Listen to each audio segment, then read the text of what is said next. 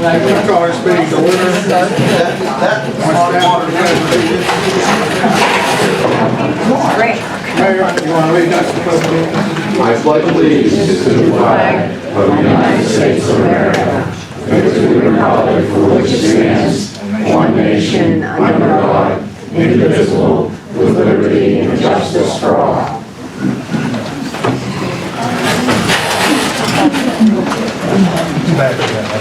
Any preliminary announcements? I have a question for the president.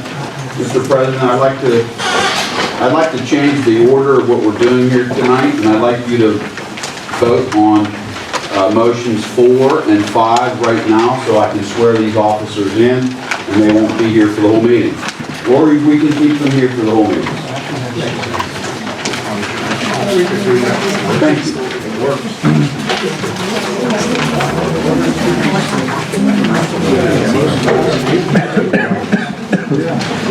I know that they didn't set it, they don't have it set up.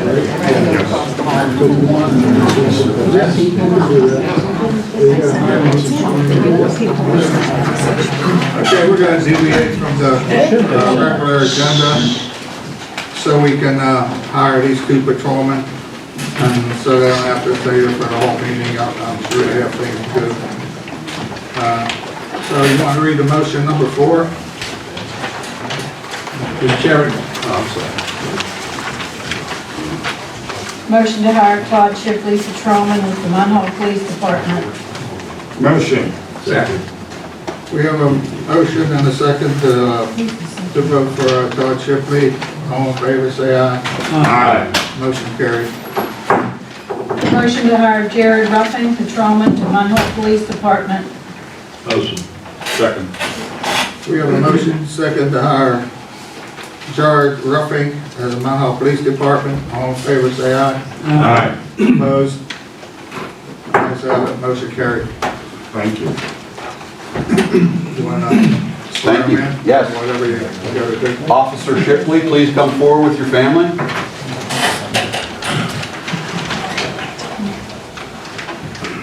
Congratulations. Thank you, Matt. So we're going to come over here, and I'll swear you in first.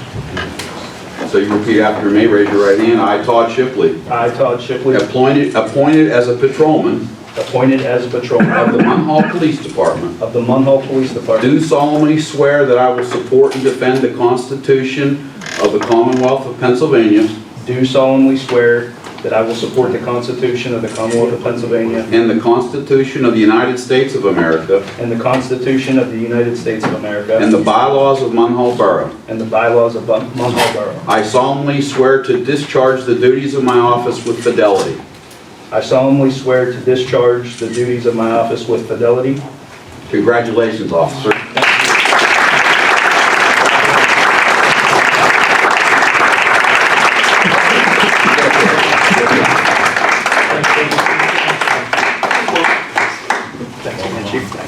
Todd, you want to get a picture with you? Yes, please. Come on, I want one over here with you too.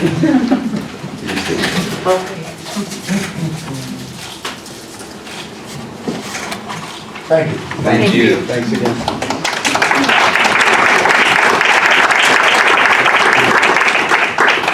Officer Jared Ruffin, your family can come up as well, please. Please do.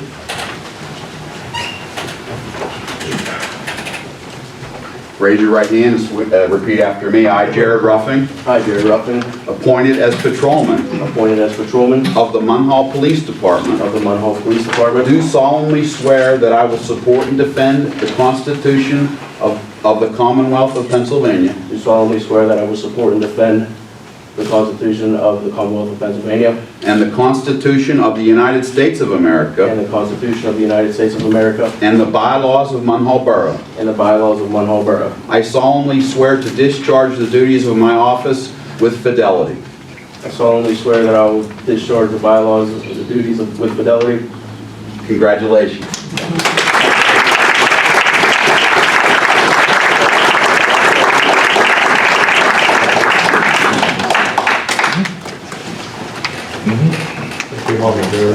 Yep.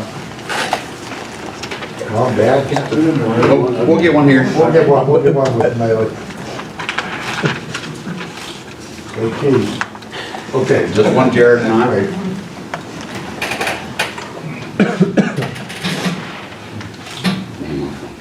Okay, very good.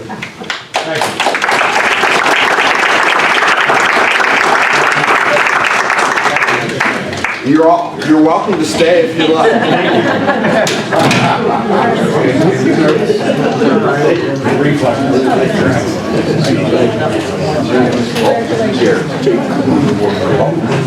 Give us a thought. Okay, any more from in there?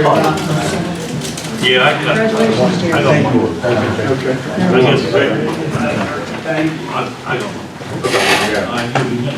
I guess it's for Chief Campbell. I guess you and the mayor. This email was in my box you sent. I was ordered by the mayor today to inform all members of the department that no council members or the borough manager are permitted in the police station in any region. That's from you. The directive for me. Okay, I'm talking to the chief first. Okay. Well, answer for you. Okay. And then I got one from you, Mr. Mayor. This informs you that you are no longer permitted in the police department unless you, for a police matter. This is effective immediately. Correct. As a Munhall councilman, as all our councilmen, we're allowed in any part of this building. No. Yes, we are. Unless you're escorted with a police officer, are you allowed in the police No, department? I'm allowed in that police department. If I want to go see Chief Campbell, I want to go see a sergeant. Crazy. No. Mr. Solicitor? I don't agree with you, Mayor. The borough building, which includes the police department, is borough property, and borough council is in charge of and responsible for all borough real property. You are in charge of the police force, but the physical structure, including the location of where the police are in the department, is under the direction of borough council. I don't think you have the authority to bar borough council from going into any part of this building or any real estate building that is owned by the borough of Munhall. That's my opinion. I take your opinion, and I understand what you say, but I disagree. And I have complete control of the police department. And if you have clearances to come in there, do you all have clearances to come in there? Because I have to pass clearances to go in there. Have you passed clearances and fingerprints and done all that? No, I don't think so. So you're not allowed in there. What kind of clearance? Am I I have business in the police department, I will be in there, guaranteed. No, you won't. Yeah, you watch and see. No, we'll see. What kind of clearances? The chief can answer that. The clearances would apply to anything involving our claim machine, our NCIC machine, which we run people's information from. It would exclude you from that area, which is the dispatch area. That's only. That's what you're referring to. Well, I would agree they shouldn't go there. Are there areas that don't require clearances, where they don't have access to that information? The evidence room is not even located in the police department. That's a separate part of the building. What about the hallway and your office or offices of officers, if they were coming in to see that? Is there any problem with regard to protected information for a council person to go into that area that would require clearance? The records room would be off limits. The dispatch room, Are there records sitting out in plain view at times? at times. So they're not.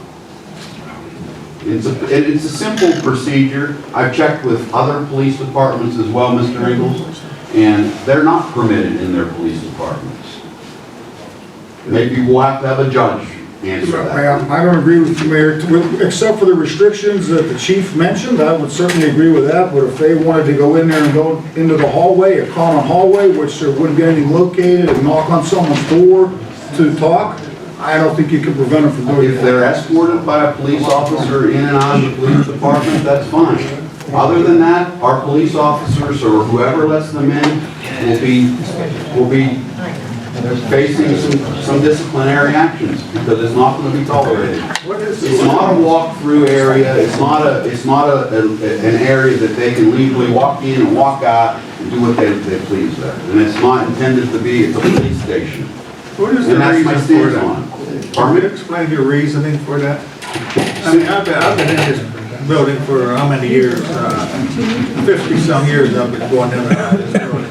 I never had that problem. Yes, it has been mandated, and I've read other predated orders by Mayor Bodnar doing the same thing. Never had it. I have a copy of mine. Mayor Bodnar never stopped anybody from going in there. I read his directive. If you have borough business, you go where your business takes you. Well, certainly. If it takes you into the police department, you do. The restrictions that the chief mentioned, I could accommodate. As long as you're escorted in and out, that's fine. I don't need an escort. No one needs an escort, Mayor. That's what it's going to be, buddy. That's the way it is. Not your buddy. You're not my buddy? Okay. But Mayor, you said that subject to discipline, Yes. they do. Yes, they will be. Do you discipline them, I will. but doesn't council have to? Okay. Would you like to go over the procedures of discipline? No, I'm just asking you a question. I will set a disciplinary action, yes, and then Did you we can override it if you like. Yes, that's what I'm talking about. You certainly can do that if that's your prerogative. Okay. Okay. Yes, sir. However you want it to go, it'll go. But it's not going to go that way as long as I'm the mayor. Well, we'll have to find out from our We will. We will do that. Yeah, business here, Mr. Chairman. Okay, let's move on then. Roll call. Councilman Dallas. Here. Councilman Ingalls. Councilman Petruzzi. Councilman Stein. Here. Councilman Tishon. Here. Councilman Bodedian. Here. President Falls.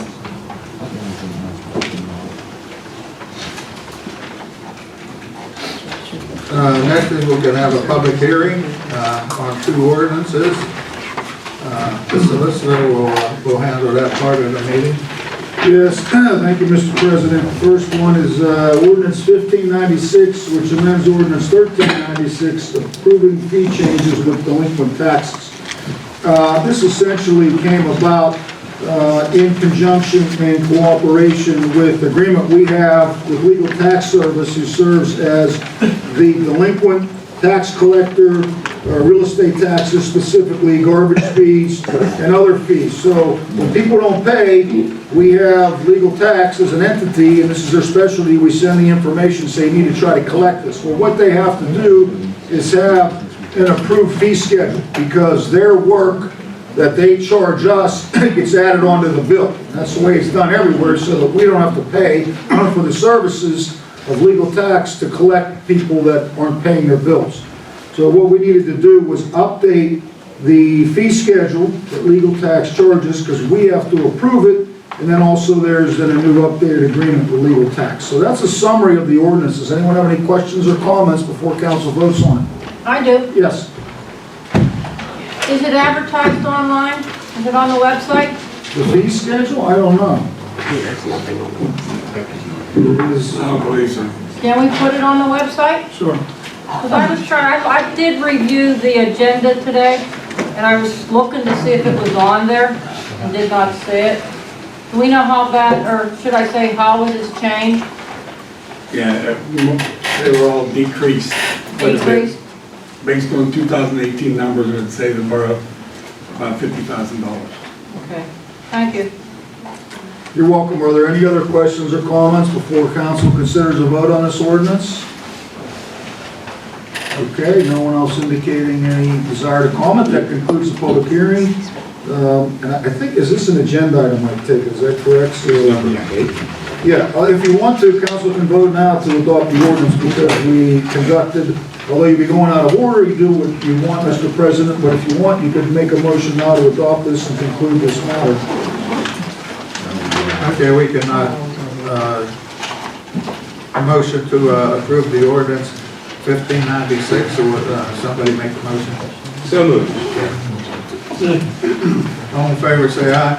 Aye. Opposed? Motion carried. All right, the second public hearing also pertains to an ordinance, and this is ordinance 1597. It's an additional means to enforce codes. We have talked about this at numerous meetings over the last 6 months, so we're now ready to move forward with it. And what this is it gives the code enforcement officer a means of enforcing ordinances without having to go through the formal citation process. It's a preliminary process. It's kind of like a ticket for a code violation. So someone who is not cutting their grass, or someone who has junk and debris on their property and haven't cleaned it up. And other common types of typically property violations that are nuisance violations, this enables the code enforcement officer to place a ticket on the doorknob or somewhere on the front porch or the front entryway of the home, which will give the resident an option. If they want to avoid getting a formal citation and have to go in front of the magistrate, they can pay a simple fine, for example, of like $25, and they have additional time to correct the problem, and that would end it. So it's a cheaper way, an easier way for a resident, and it's also a quicker means for a code enforcement officer to get someone who might be responsible and just neglected to do it to solve the problem. So that's what council decided. This isn't being used. The ordinance is being used successfully in other municipalities, so we modeled it after that. What we need to do is come up with the actual specific violations that we want to target, such as dumping and rubbish and things like that I mentioned, but this will authorize and empower the code enforcement officer to use this tool to better enforce our ordinances. So does anyone in the public have any questions or comment? Okay, yes? My question is, will this help get rid of the slumlords and bad tenants? Because it'll help make the card, fill out the card so we can It'll make use what? that Sorry. ordinance? There's an ordinance against bad tenants to get rid of slumlords.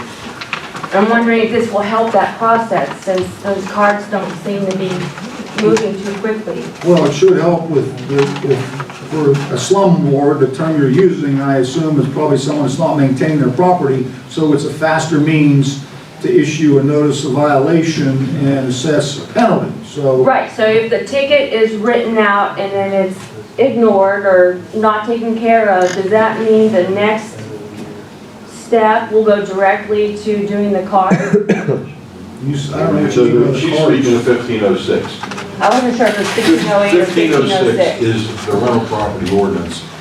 And if we get a disturbance call to a Right, rental and it property. also has to do with garbage and mismanaged Right, well, land. Dave would handle Oh, garbage and right. stuff like that, but for us, it has to be disruptive behavior No, I by the know.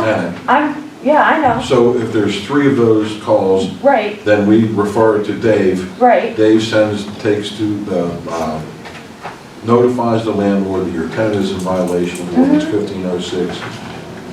You either have to correct their behavior or they will be removed, or you will lose your license, your occupancy permit. Right, but will this ordinance help with the process on the code enforcer side, not the misbehavior side? Well, I I hope would say it so. couldn't hurt, yeah. Okay, I hope so. thank you.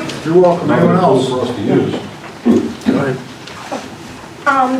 You said that you want to pass this ordinance, but the fees and schedule hasn't been put in place.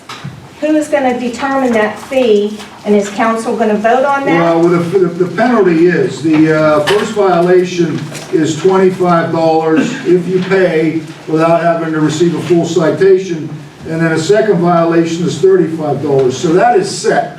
What is subject to change and final determination is the schedule of specific ordinances that Dave feels would best be targeted in the most common violations, such as grass or things of that nature. So, but the dollar amounts are set. Hey, does that answer your question? Yeah. Okay. So basically what you're saying is it's up to the code enforcement officer's discretion on who would get a door hanger about their property. Well, it's always his discretion and judgment to identify violations. So if somebody gets a door hanger, you pay $25. But what gives the person the right to go down and actually dispute why they got that door hanger? Well, if they don't want to pay, this is voluntary. If they don't, then the normal citation process will be followed. They'll have to appear in front of the magistrate. This is a shortcut and a less expensive and less intrusive means for the homeowner to avoid that. So if they don't agree, they still have the right to say no, and then he'd have to issue a normal citation, go in front of the Go in magistrate. front of the magistrate, Yes. okay? Okay. Yes, yes. Is there going to be any kind of a grace period? Well, typically, and again, he has to have discretion judgment in doing his job. If he observes something, we try to give people a warning and a notice, and I know that. That's what I'm asking. Is there going to be a grace period? Is he going to put this thing on my doorknob and say, you have umpteen days to cut your grass, or you have umpteen days to get that garbage out of your alley, or whatever? Well, sir, I can't, that will be up to Mr. Cannon how he decides to use this within the bounds of the ordinance. Whether there's grace given, that will be his discretion. If you'd like to step on that, Dave? I guess if we pass the ordinance tonight, I'll talk to some of the municipalities that are enforcing the ordinance now and see how if they give like a grace, like a 5-day period. I'll see how I think we're- generally we try to warn someone, say, hey, just a knock on the door, this needs to get done. And if not, you're gonna end up with one of these tickets. I mean, we're not trying to surprise people, I would expect, but it's Dave's job, not The mine. process right now is I'll get a door knocker, give a person 5 days, which is actually probably 7 days, because give them a weekend, maybe even 2 weekends. And then I would go back, if it's not done in 9 days, then you would post the thing with the ticket. So there would be a grace period according to his plan. Okay. Okay, anyone else? Thank you. You're welcome. Yes. Just so I know, it is totally at the discretion of Mr. Cannon who is going to get a sign on the door, or do residents call and say, you have to come up and look at this property? It is a disgrace. Will you, sir? So, I'm just asking. I mean, will it be noted that there was a phone call made? Because one of the things right now I think we all realize is we need to get back to having some pride in our hometown. And between the weeds and the garbage and all this going on, you can't expect one person. Is he going to go around dating? Is he going to, or can we ask the residents? If it's that bad, and some people are saying that, we need to address it, okay? And I don't think one person should decide who gets the notice and who gets the fine. I think it should be.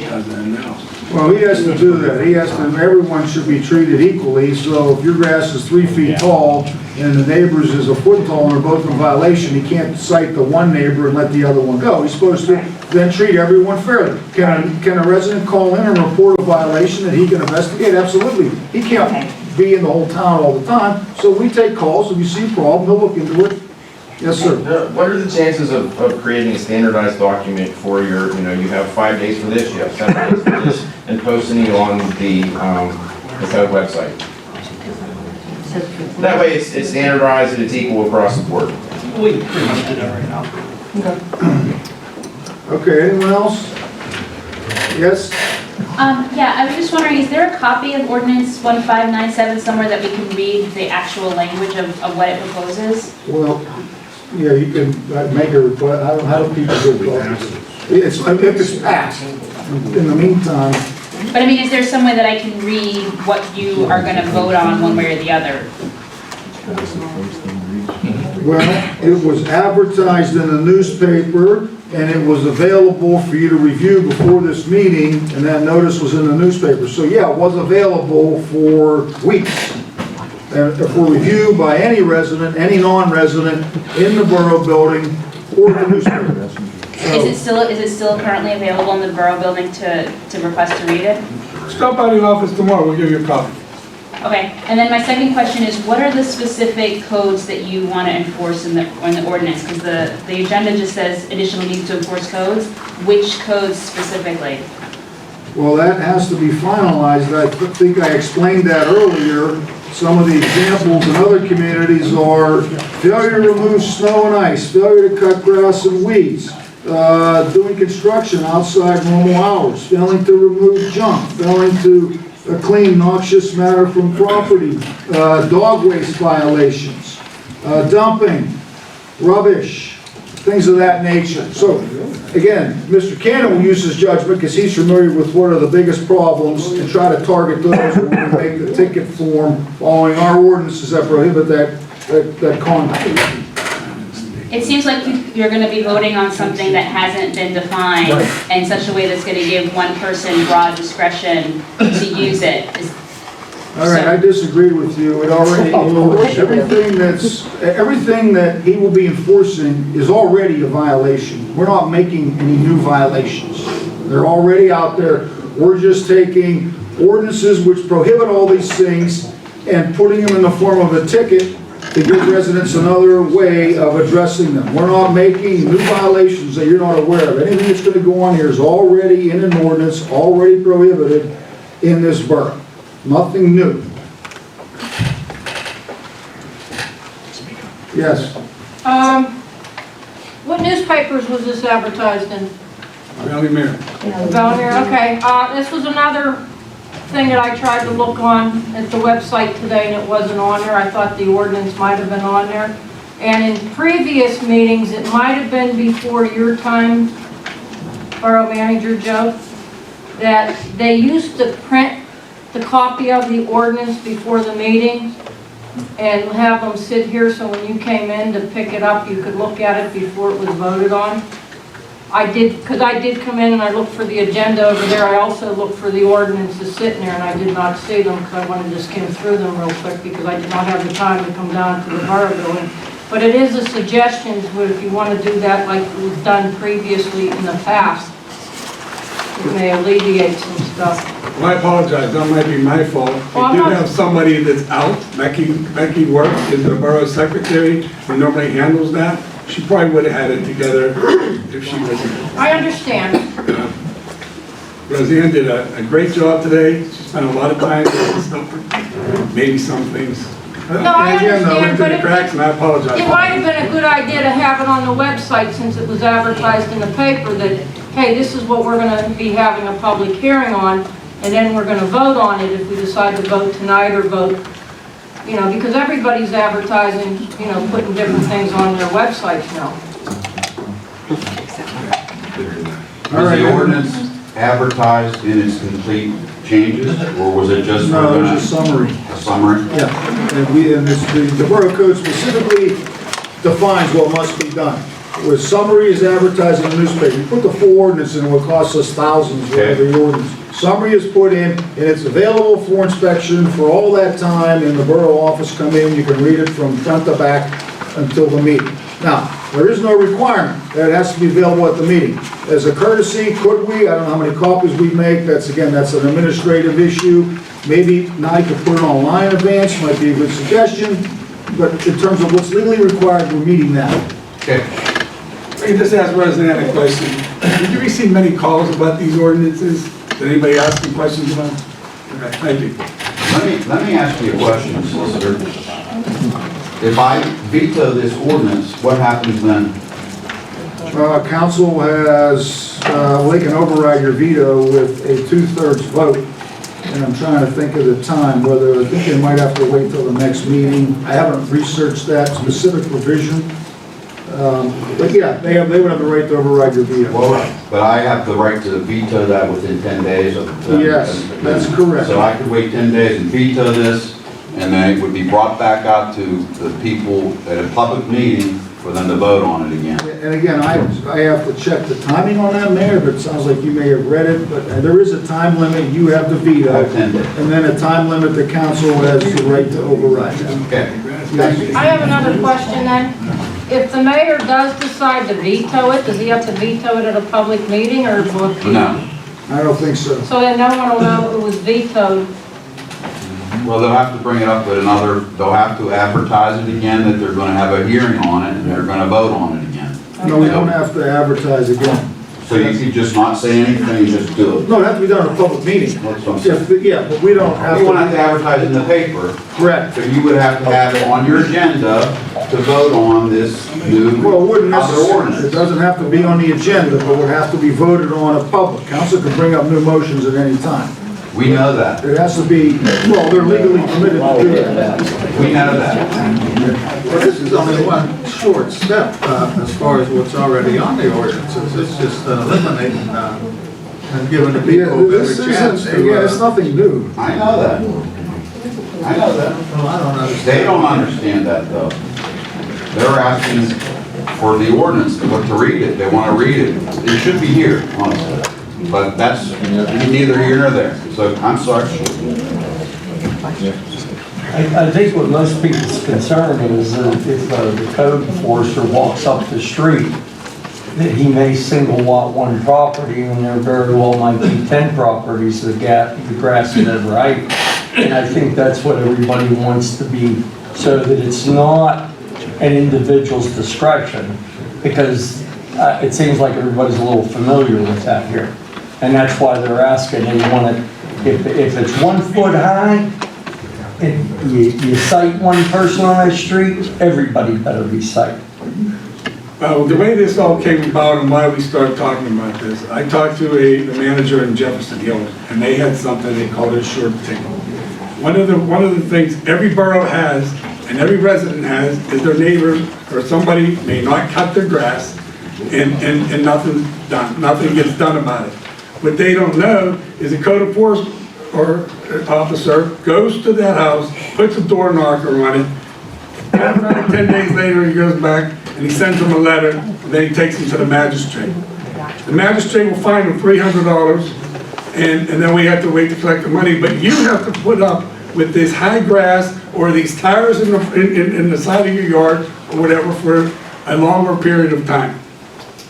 What we're trying to do is say, somebody says, oh, shoot, I got a $25 ticket, I'm gonna get these tires out of here before I go to the magistrate. That's the thought process behind this ordinance. And the discretion and judgment of the code enforcement officer is exactly the same if this ordinance is passed as it has been from the beginning of time. His job is to find violations, his judgment, and he thinks are not being corrected, and issue a citation. It's the same as it always has been. We're not changing how he does his job. I don't think that was my point, was that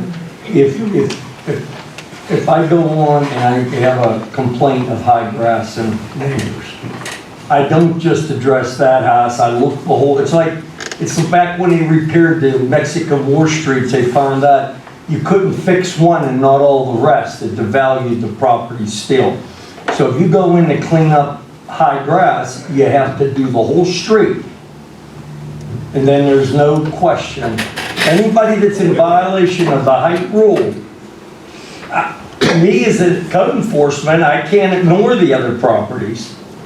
It makes sense that, I don't know if anybody, you drive around here between cars and just garbage. There's just garbage in the alleys. It's like, where I grew up down there's about 1,000 cats and there's garbage, and this is the beginning of the end, because the only reason people still buy houses in the area because they're cheaper than everywhere else. And that's a fact. And Jim, that's what we're trying to avoid. These people, I'm saying, Joe, you gotta police the whole neighborhood. When they get cited, and he takes them to the magistrate, it might take a 3-month process. Do you know that he took them to the process? Not necessarily. This is what we're trying to avoid, so maybe these people will clean up their houses quicker. All I'm saying is, if I'm on a street, I might as well look at them all. It's a ride up and down the street, and I can. That's usually what I do. I mean, if someone complains about 616 16th Avenue, I go up and down the block and see if there's anyone else. Mary's shaking her head. I've called numerous right, and I write everybody up. Yes. So it's not just a one-person thing, it is the whole street. So that's something you're doing right now? That is what I've been doing for the last 12 years. Okay, yes. The Borough building has a neighbor that has tall grass. The Batch building's grass is getting taller than me in some spots. Yep. So I just question that, are they gonna get a citation by chance? That's not my job, that's up to the code enforcement officer. Because there's junk in there and weeds are gonna be touching the ceiling in here pretty soon. Okay, we got this motion, has to be voted on. Excuse me, I've had my hand up how many times and I've been... Well, I recognize you already in this meeting. And I did, and I have another question. All right, go ahead. Okay, because my question comes from everybody else's question here. It seems that, yes, you have to publish it. It was done. You did follow protocol. However, there's not everybody that reads the newspaper, gets the newspaper, knows where to look. Is the ordinance that you want to make that many pages long that you cannot just read it here for everybody? both ordinances are lengthy. No, that's up to the council president. I wouldn't recommend it. It would make, we'd be here till 2 o'clock in the morning. If I asked how long it was. I don't know whether it's one paragraph or whether it's 10 pages. That's what I multiple asked. pages, and there's a lot of words. It would take me a long time to read it all.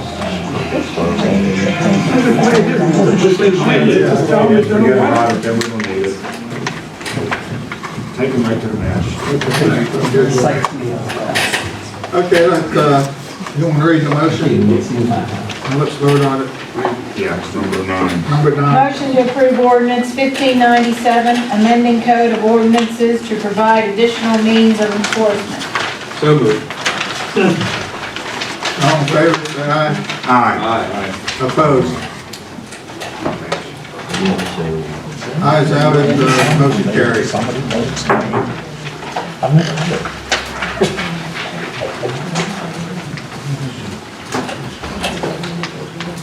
That concludes the public hearings, right? Yes.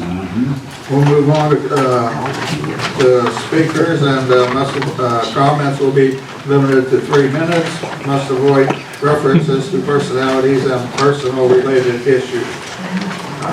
Speakers, we have Maureen Fry, Borough Business.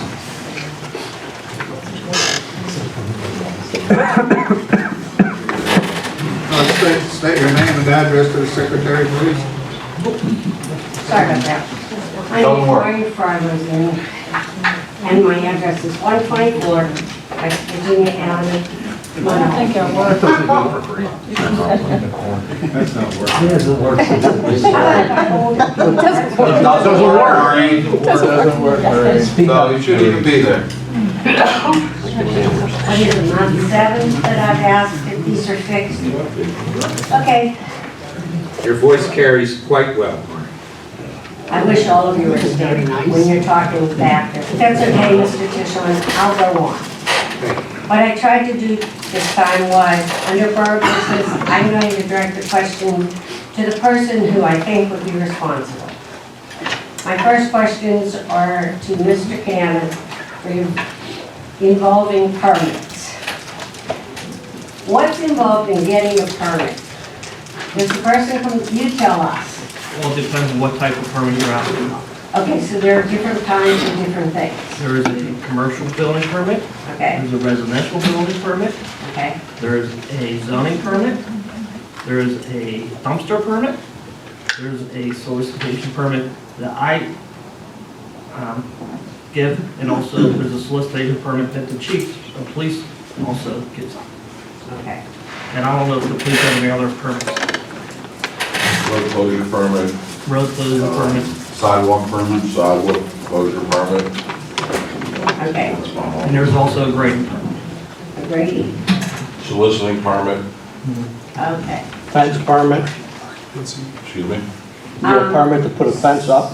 Oh, yeah, that's part of the zoning permit. So I'm sure then each permit, do they all have the same amount of time that they're good for? Or does it depend on what you're doing? The UCC says for commercial and residential permits, they're good for 5 years. 5 years. Okay.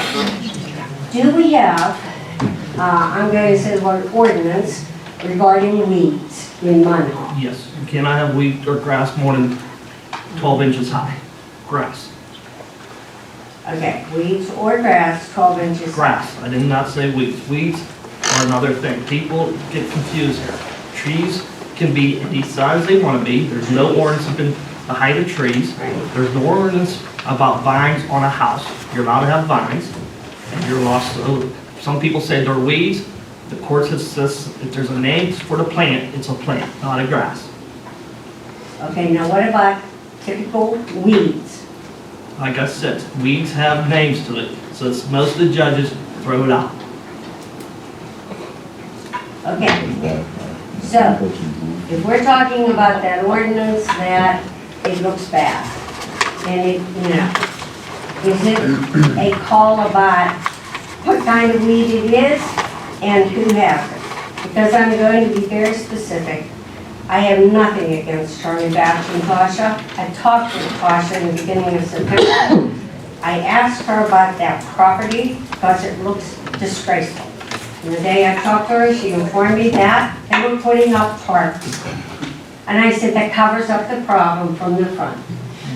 That doesn't. But then she assured me that construction was starting on the 30th of September. Today is October 16th. Construction still has not started, and the weeds are pitiful. So are we just going to just turn our eyes and say, it's okay? I don't think that's how it should be. Because if anybody else had property that looked like that, I would think their neighbors would call and say, that's a disgrace. So is there anything that can be done or nothing that can be done? Well, there's two things that I have to take into consideration. There's a thing that says for an empty lot, you could have lot coverage, okay? Lot coverage. It's called lot coverage. There's several areas around the borough that they were never developed. There's trees, there's weeds, there's grass, there's everything. That's called lot coverage. There's no structures on the lots you're talking about. The other part of his property, he does cut and maintain.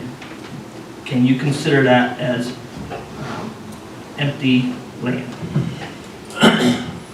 So I'll look into it for you. Thank you so very much. Thank you.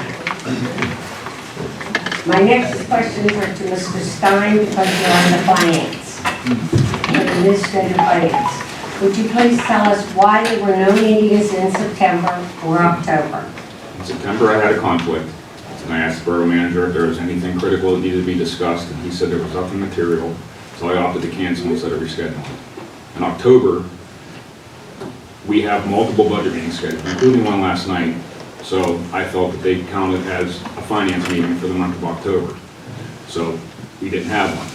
And I'd like to point out to you also, there's no requirement to have these meetings with any specific periodicity. It's up to the discretion of the committee chair if these meetings happen or not, and that's the case with any committee and any chair. And as the finance chair, it's my prerogative, if there's nothing material to be discussed, then there's really no point in having a meeting that has little value to add. And my comment would be, how would you know if nothing is to be discussed if there's not a meeting?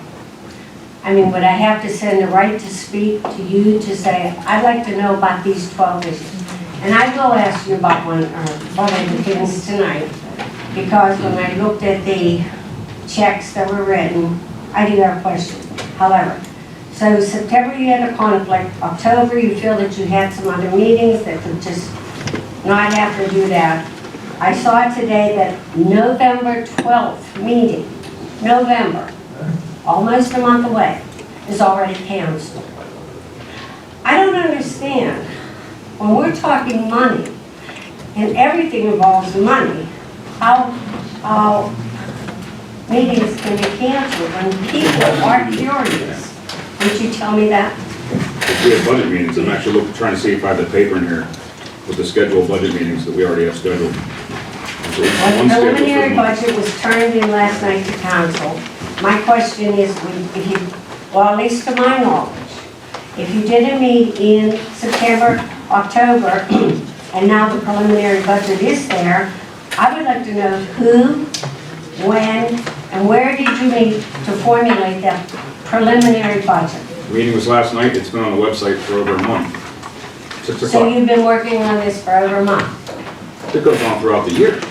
We track our expenditures and we have periodic checkpoints every quarter, every month. It's not like we just sat down and said, how are we doing? Okay, but, so we could get these copies then anytime, is that right? Hopefully. Okay. The question that I was going to ask back in October was regarding a check that was written to the Chapins for almost, it was $1,894.50. On July 29th, if everybody will follow in their little minds, at 8:55 a.m., we were billed $209.94. At 9:54, 1 hour later, we were billed another $209.94. We didn't make it a full 2 hours, and we were billed again for $209. 1 hour, no, half hour later, we were billed another 209. And 45 minutes later, we were billed another $209. So the last billing that day was at 1:15. The next morning, at 8:06, we were billed another $209. And then an hour and 8 minutes later, we were billed another $209.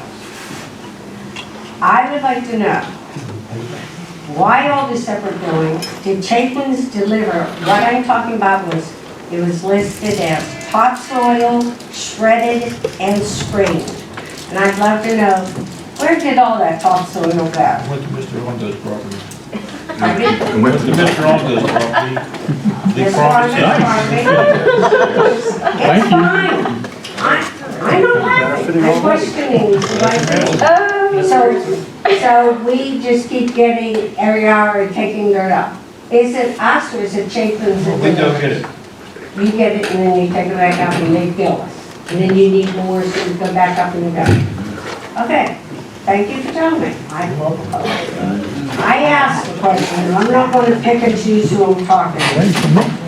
Last but not least, regarding any other ordinances, Mr. Vashvik, Mr. Cannon, are there any other ordinances being considered that maybe we should go down and look at or have knowledge of before, you know, like tonight when we are? No, I believe those are the only two, yeah, because I always, my practice, and I think it's required, is to have a public hearing, so the public, as tonight, has an opportunity to comment, so council can consider before we vote on it.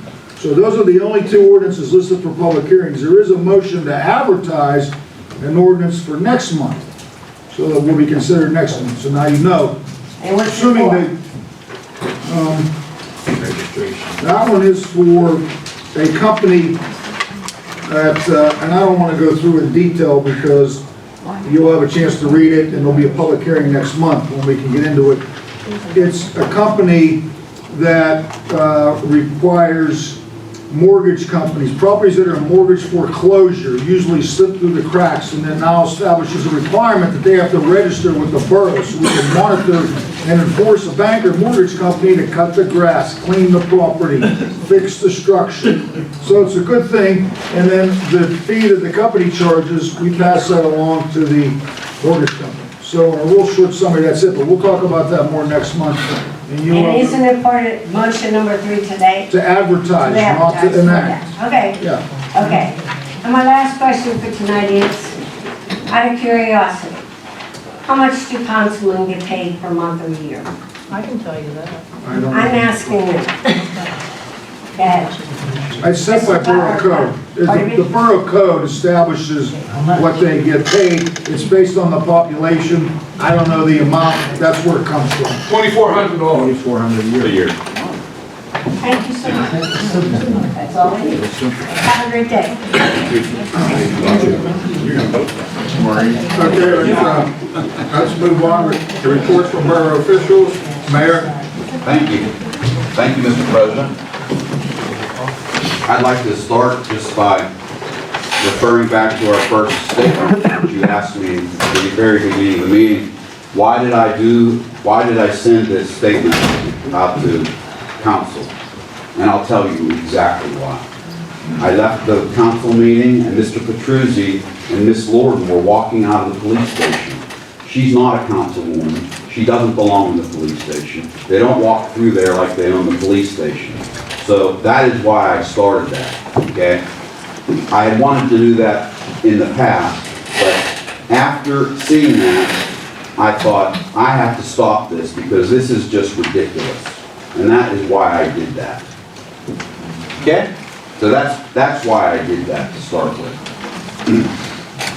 Secondly, finance meetings were started by me when I got on council, as I was the finance chairman, and I did that for a purpose, so that the people could come and see what was spent monthly at the finance meetings. It wasn't set for the finance committee, it was set for the public to come and visit. And that was the main reason for finance committees when I was the finance chairman, so that it could be set out for the public to look at. We got finance meetings ever since I've been on council. when the end of the year came up, we always have finance meetings. No, I'm talking about monthly meetings. And when I was a councilman at that time, when I first got on council, we were just about broke because there was no transparency. People were rubber stamping checks and there was no checks and balance systems. And I set forth a lot of checks and balance systems for the police department as far as the payments that were never made, that were missed before I got on council, with the pensions, they were not paid, with the income taxes that weren't paid. So every letter that you gentlemen get whenever you get a letter from Munhall is because I generated that and I started that so that there would be transparency in government, so that if something wasn't paid or there was something misaligned, one borough manager didn't get it and throw it in the garbage, which is what happened here in the past. So just to speak on financial meetings and finance meetings, when you have a finance meeting, I would expect that you would have the monthly checks there for the residents to see. I think that would be a common courtesy for a finance meeting. For not to have a finance meeting September, October, and November, I don't understand that as well. I agree with Ms. Fry, and I can understand about not having one for a conflict, which I can understand that entirely, but that doesn't mean that other members couldn't sit in and still have a meeting. As far as this meeting that just occurred, I believe it's just a preliminary meeting. It was just paperwork set in for the preliminary meeting. Is that correct? Is that how that went? So it really wasn't a sit-down meeting where things were discussed item by item. It was just the basic numbers. No, it was. It was. Okay. Well, good. Got it right here. Good. So, that being said, let's go back to last month's meeting, how it ended at 10 o'clock at night with Mr. Ingles speaking about let's spend our money, 15 million, or did you say 16 million? 16 million to 5 million. 16 million, yeah. So 16 million over there, 5 million over here. End of discussion. Let's No, not talk 16 about million here, 5 over there. 16 million here, 5 million there. Yeah, okay. Right, you got that right? Now I do. Oh, good. So now I do too. So I thought that there should have been some more discussion made on the subject. And certainly I thought that looking at the plans that were given to us for both buildings with one architect, only one set of plans were given, I thought that council should look at several architects to talk with first and not just pick one to begin with.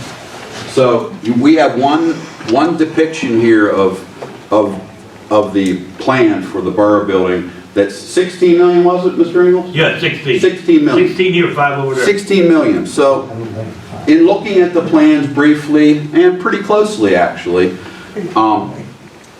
there's probably, I think, 15 toilets in the basement other than the jail cells. So there's probably 20-some toilets in the basement down there. If you look at the plans real closely, and I have all the plans here.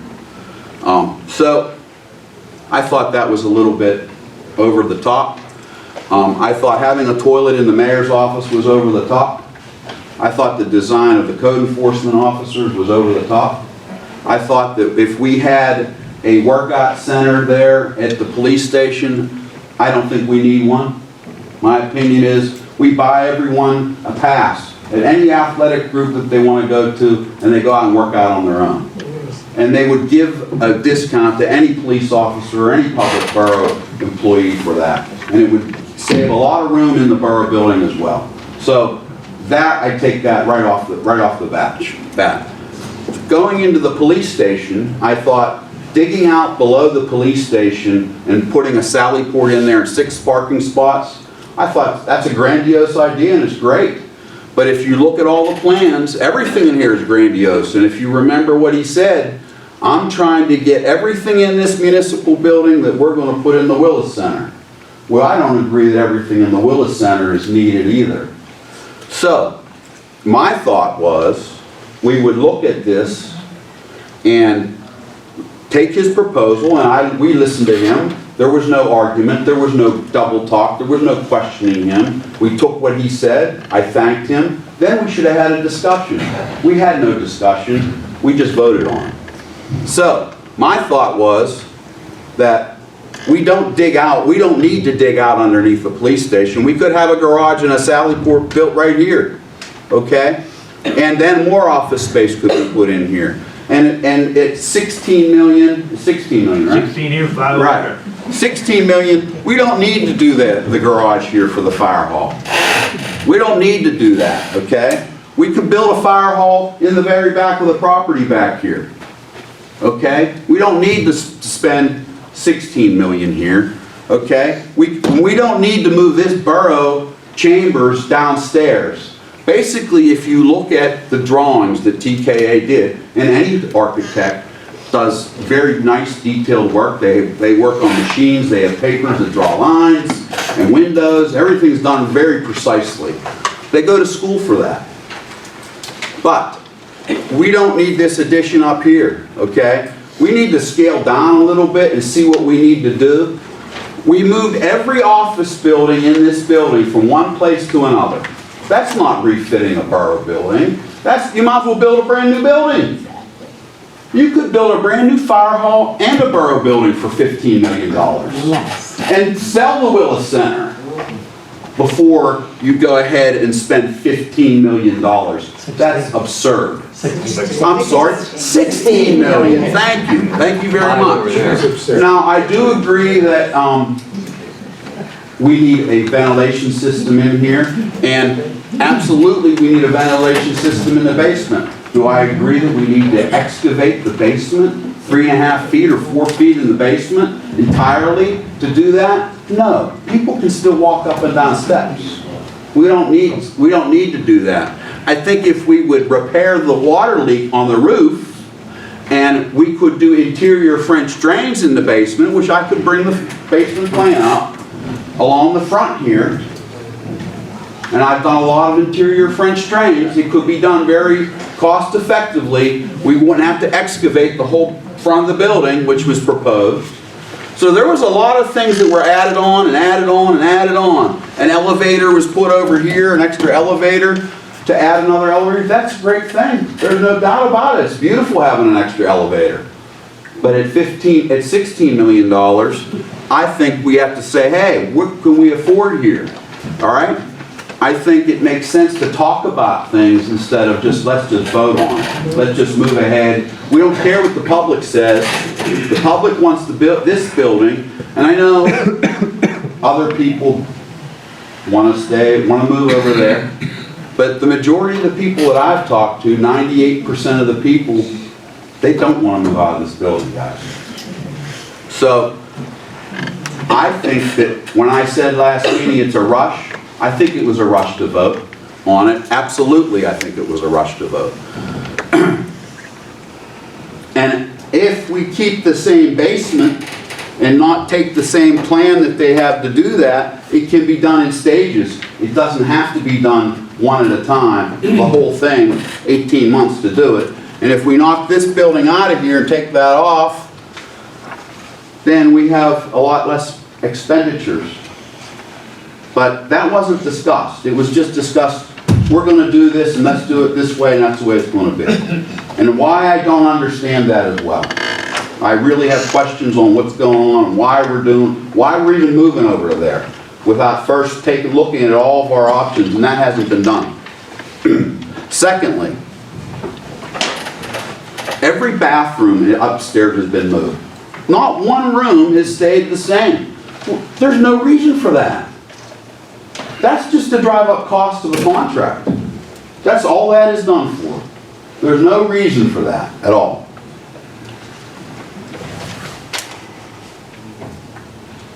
And I could go further. The police station, do we need 5 desks for sergeants when there's one sergeant on case all the time? They don't need that. The sergeants, and do we need a police station where we have 3 desks there for police officers? We don't need that big of a room to do that. The police officers need to be out on the road in their cars and policing, not have a grandiose room that sits 24 police officers to do that. Their work is out in the field, protecting and serving. That's what the police officer's job is, protect and serve, not sit in the borough building at all. Does anyone disagree with that? No. Thank you. Thank you. Small communities don't. So, going over to the Willis Center, the $5 million we're at, is that right? $5 million doesn't complete the building. $5 million doesn't do the parking lot. $5 million doesn't do the utilities to the building. There's a lot left out in that $5 million. You think $5 million is going to renovate that building?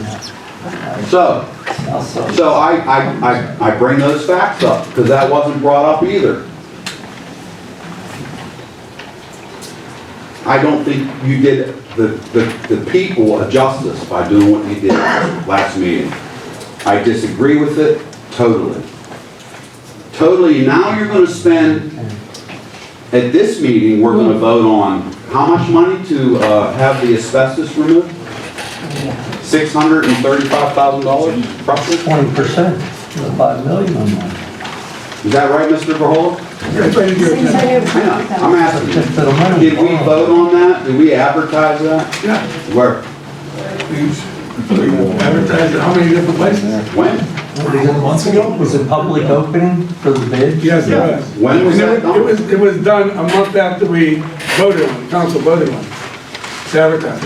Never heard about it. Never heard a word about it. We talked about it in the council meeting. You were here. I don't remember. You asked me. I know, I don't remember it. I had no idea about it. How long ago was it? I would say 4 months ago. No. It was not 4 months ago. I'd like to see that advertisement and all that stuff. We have the contract, the executed contract. Well, I saw the proposed contract, but I don't remember seeing anything advertised about it. And how many bids were taken in on it? We talked to. How many bids were received? 1, 2, 3, 4, 5. No. He says 2, you said 5. Just 2 bid.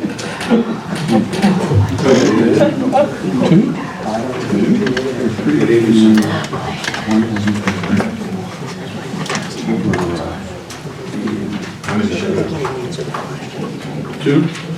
No, 2. One just bid. So, and I understand that we don't have to get a bid for TKA to do it because they're a professional service. I believe, is that the answer? That's correct. The engineer and the architect and the solicitor are all the same professional services. You don't have to get competitive bids. They work at the will of council. So, granted, I understand that, but for the will of the people says, we want more bids. We want to know what the real costs are. We want to know why we're paying $200,000 for plans, for site preparation plans, or however it's termed. But that's not, is that their fee as well? Is there a fee on top of that? The architect's fee? No, the architect's fee is $199,000. That's for everything.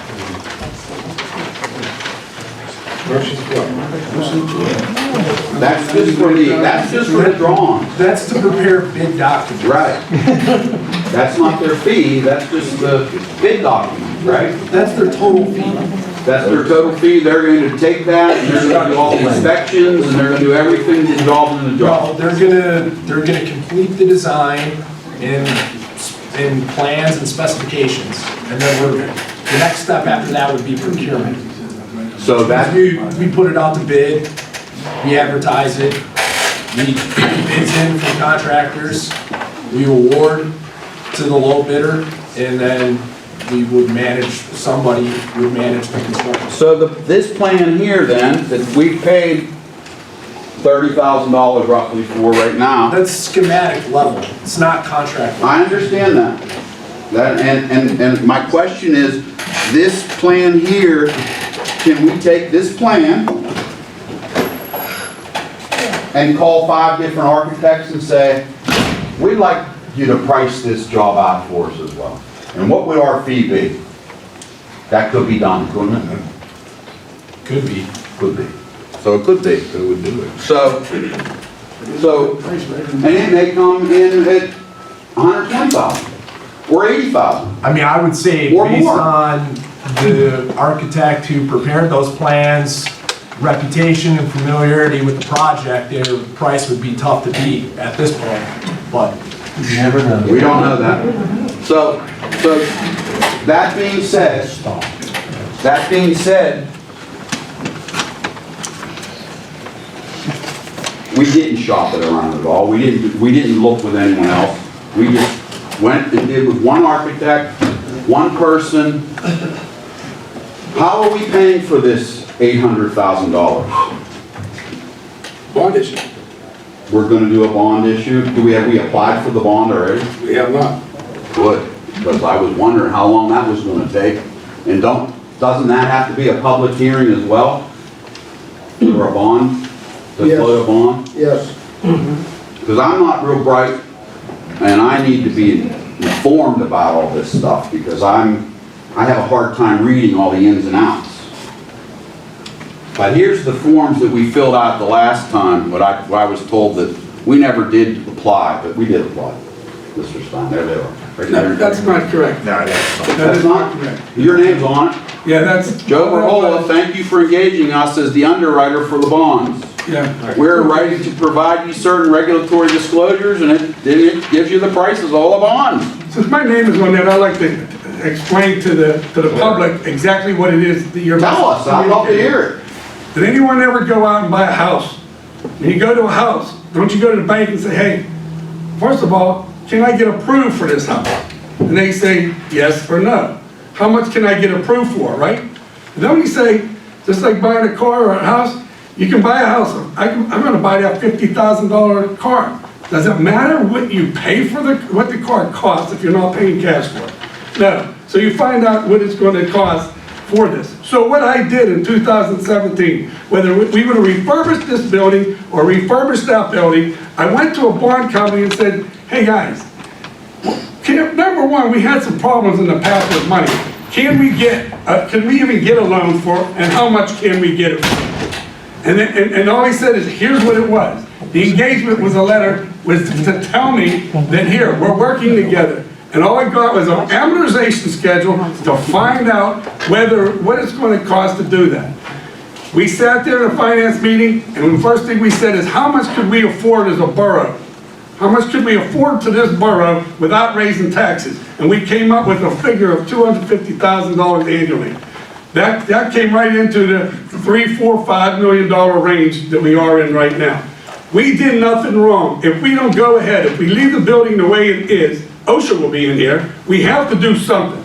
Regardless what we have to do, whatever we have to do, if we decide we're not going to do anything, we didn't spend a nickel, we didn't commit to nothing, we have nothing. All I did was went out there and asked if we can get money to be able to do anything down here so we know and council can make the plans. No one applied for anything, and if my name's on, you can point at it 10 times, it's not going to change, Rick. So let me ask you, and I don't have a problem with what you did. What I do have a problem is not talking to me about it and saying a word to anyone about it. Even the president of council didn't know about it. He knew about it. He did not know. He didn't know about it. Everyone knew about it. I asked him about it. You knew about it too. No, I did not. You sit here and grandstand in front of everybody. You're wrong. Excuse me. I'm not yelling. You don't need to yell at me. It was never brought out in public until I asked for it. That was voted on too. Read the minutes. So, now, Settle down.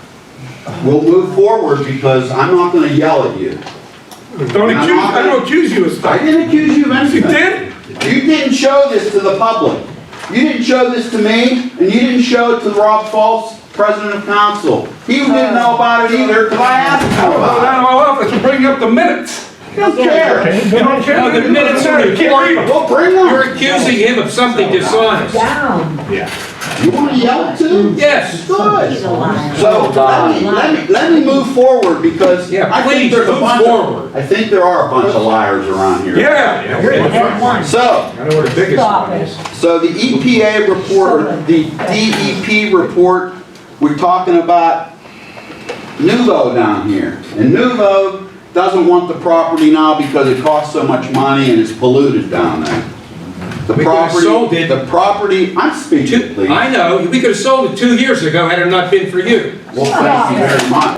Thank you very much. And wouldn't have got anything for Our it. attention is our intention. That is the absolute truth. Excuse me. Wouldn't have got anything for it. Excuse me. Let's have a little order here, Mr. Tishon. Good boy. And let's let someone speak while they're speaking. Speak. I don't interrupt you when you speak, only when you talk about my wife. So, That's enough of that. so, I didn't know your wife at the time, Mayor. We're gonna move on. I We're address gonna it. keep that up. I did not know. Mr. Vodadian, would you have Councilman Tishon stop badgering me? No, you have no right to talk about wives and stuff. Well, I agree. So, the Phase 2 report that I have in my hand here that I got from, that was prepared for Nuvo, which speaks particularly about the property down here. And in reading it, and I'm not real versed on reading things, I'm not very bright and I'm not an engineer. But when I read this report and it says in here that there's nothing in here that is harmful to humans, I take that for what it reads, right? And I take it that they found one spot in here with a high lead content that was over the DEP regulations that was applicable for the tests. And they talk about, what do they call it, vapors down there, or VEPs, or VOCs. what is it called? VOCs. VOCs could be a problem down there in the future, could be. They talk about the ground soil down there having lead in it and having slag in it. And they speak on that about if anything is excavated or removed, it would have to be DEP regulated where they would dump it at, or wherever that might be. But I take that as a report stating that that could be anything.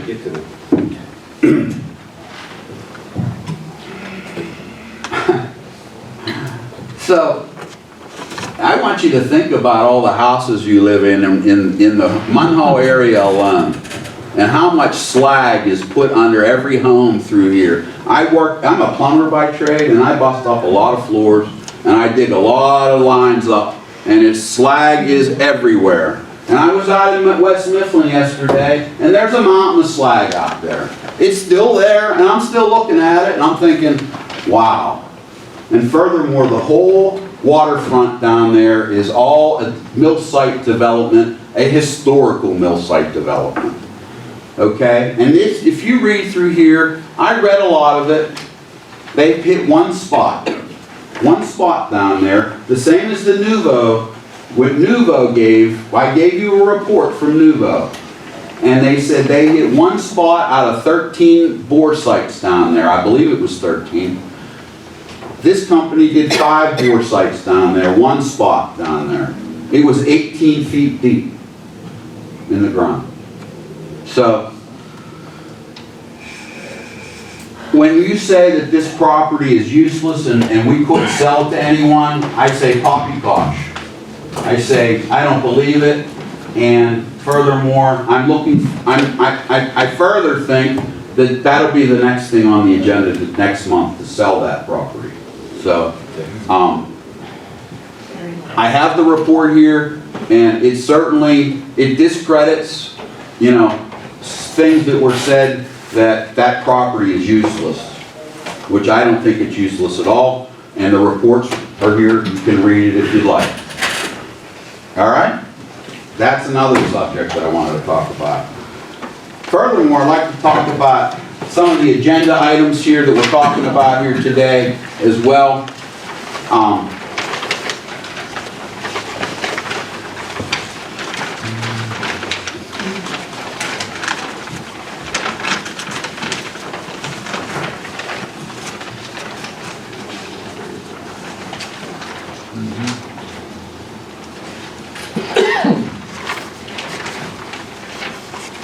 for the traveler's insurance. Okay, motion number 7 here.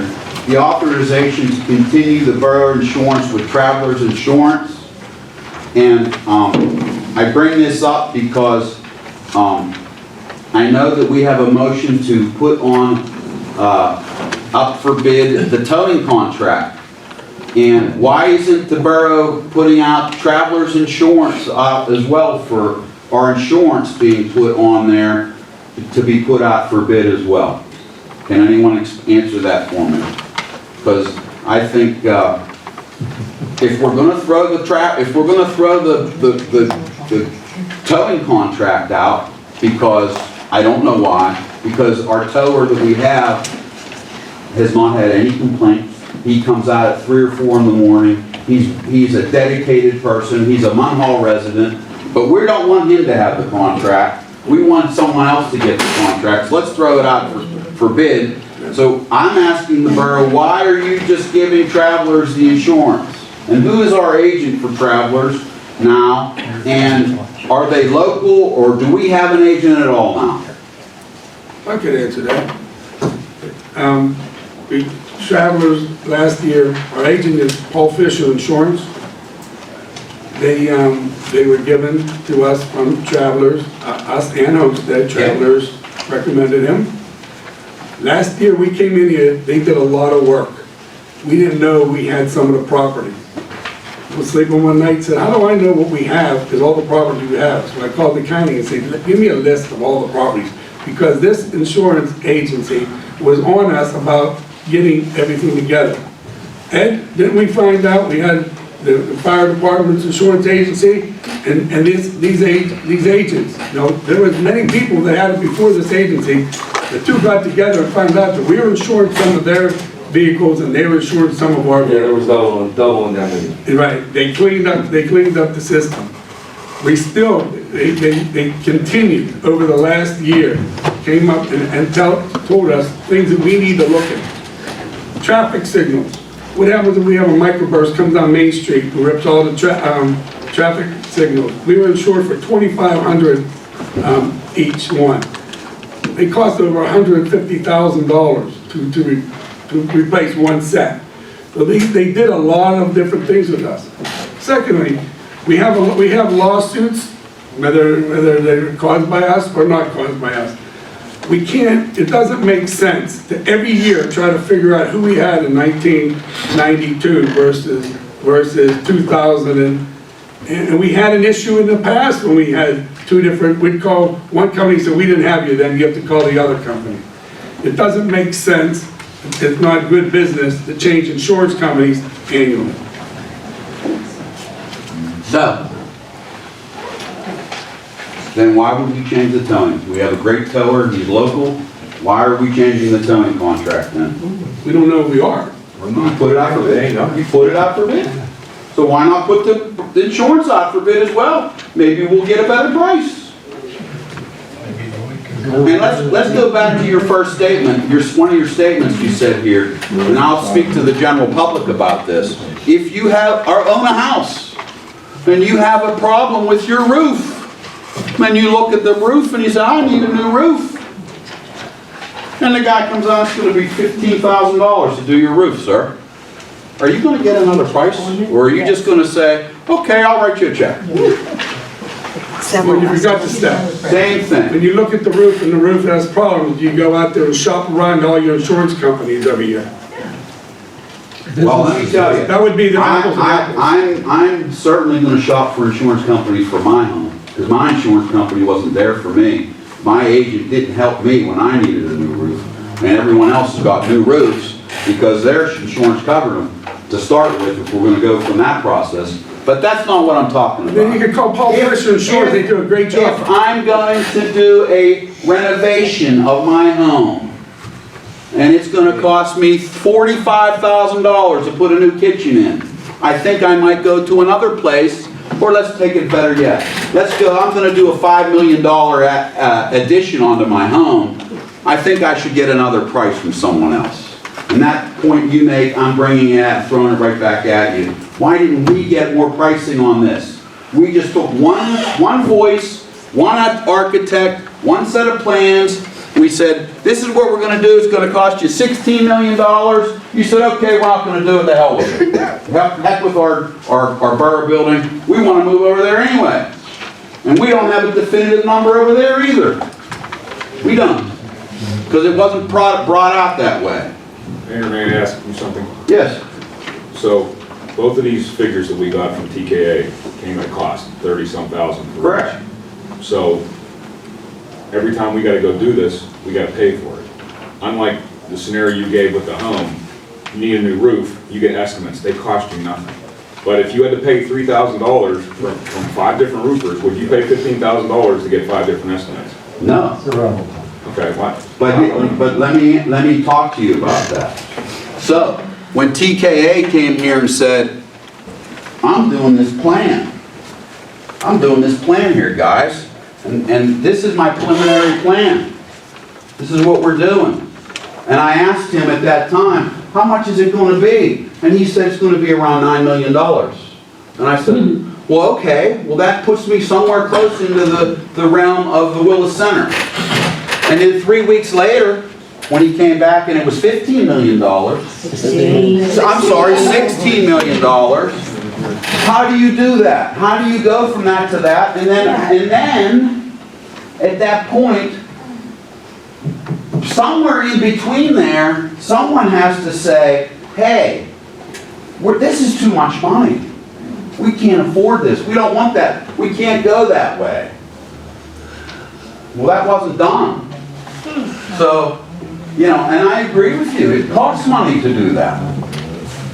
But it also doesn't cost, and I'm sure if we went back to TKA at this point and said, you know, this is a great plan and we like what you did, but we just can't afford that. Can you revise this a little bit for us and maybe take some things away, shrink some things down, show us some other things that could be done? I'm sure it's not going to cost $30,000. I'm sure that they would work with this. As a reputable company, I think they would be more than happy to do that. And by shrinking it down, we're reducing the amount of usable space we'll have compared to the Willis Center. We're keeping the same space. Well, sure we are, but look at it this way, Mr. Stein. We can eliminate this whole thing here, and we could build a garage back there to house 3 fire trucks probably, and still renovate the building for less than probably what's going on over there. Mayor, may I say something? Yeah. I don't think the fire department would be very happy getting pushed in the back somewhere where they can't be seen. They give their time, and they give 24 hours, 7 days a week, voluntarily, their service.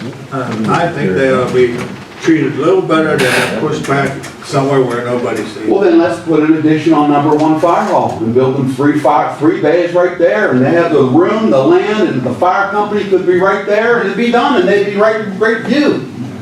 There's not a doggone thing wrong with that either.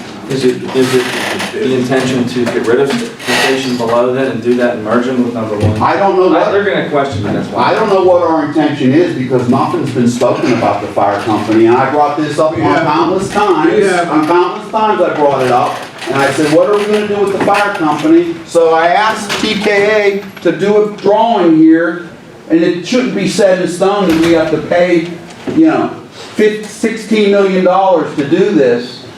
What should have been said was, well, wait a minute, this is too much right now. Can you come up with an alternative plan? But no, we didn't do that. 10 o'clock at night, let's vote on it. We have all we need to do. I don't know if you were here that night, Chief. Were you here? Maybe they voted on, yeah. You weren't here? So, the fire company is a big problem. We're going to leave the fire company here. We're going to have all the utilities on in the building. We're going to heat the building. What are we going to do with the building? We've been in discussion with the fire department off and on for the last 3 years. 3 years, yeah. The fire company is well aware of what's going on, and they are working with us as far as a solution. So we are working with the fire company. Well, I would really like to be part of that conversation. It would be nice if you kept me in a loop. Well, we can't keep you in a loop for every little thing we talk about. As far as the fire company goes, I think I should be kept in the loop of anything that goes on with public safety at all. I'm in charge of public safety, basically. So that answer is no, is a no good, not an answer. Well, I'm just saying that we have been in talking with the fire. Well, what are we talking about doing then? Tell us now, so we know. Well, there's nothing in concrete, because we don't know what we're doing either yet right now. Okay. So what are you, what's plan A, what's plan B? Where are you going with this? Are you gonna merge all the fire companies? I do have the floor, thank you. And you know, that's one of my questions. What are we gonna do with the fire company, and where are we gonna move forward? And honestly, what are we doing with the building, period? Are we gonna knock the building down? Is that the intention to do that here? Are we gonna give the building to someone? We're just gonna give it away? We're gonna sell it? Lease it? This is our building, which should be kept in the people's hands. It shouldn't be sold to whomever or given to someone so that they can use our parking lots. We have an obligation here with the EMS services as well. They're here on our property. We need to keep them into consideration as well. There's a lot that needs to be talked about. Not once have I heard anything about what are we doing with the EMS. The fire company is because I'm asking now what's going to happen with the fire company. It should be talked about before we move over there. It shouldn't be said, we don't know what we're going to do, but you know what, we're going to do it and then we'll wing it later. That's not the way you run a business, not the way you run a community. And this is not a business. And furthermore, we shouldn't be in the real estate business and having rental units up there and relying on rental space up there in that building to make that thing go. Oh, other communities do it. Where? Why has that building been empty for 20 years? Where do they do that? Where do we do that? West Mifflin doesn't, I know that for a fact. Well, let's talk about. Well, you asked me. Let's talk about West Mifflin. West Mifflin did that as well, and they have a empty building sitting up there now, by the cross from the airport. And they still have their first pair of buildings sitting there empty. And that's what's going to happen to this building. They're out of there. They're gone. They're gone. They're gone. They're gone too. They're out of there. They were. It's empty. So, I think as a council, you should waylay this $199,000 bid proposal and go back to TKA and say, hey, we want you to look at this look at this plan and say, we can't afford $16 million, or talk to another architect about it as well, about this plan down here for the Willis Center, which is totally, you know, is not going to happen for $5 million. If you're at $5 million, and there's still a lot more work to do. There's two stories still need to be done, and there's a parking lot not done. There's utilities not done.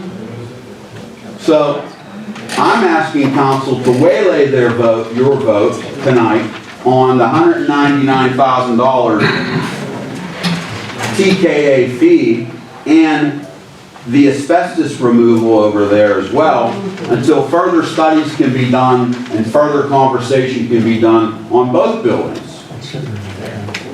That's all I have to say.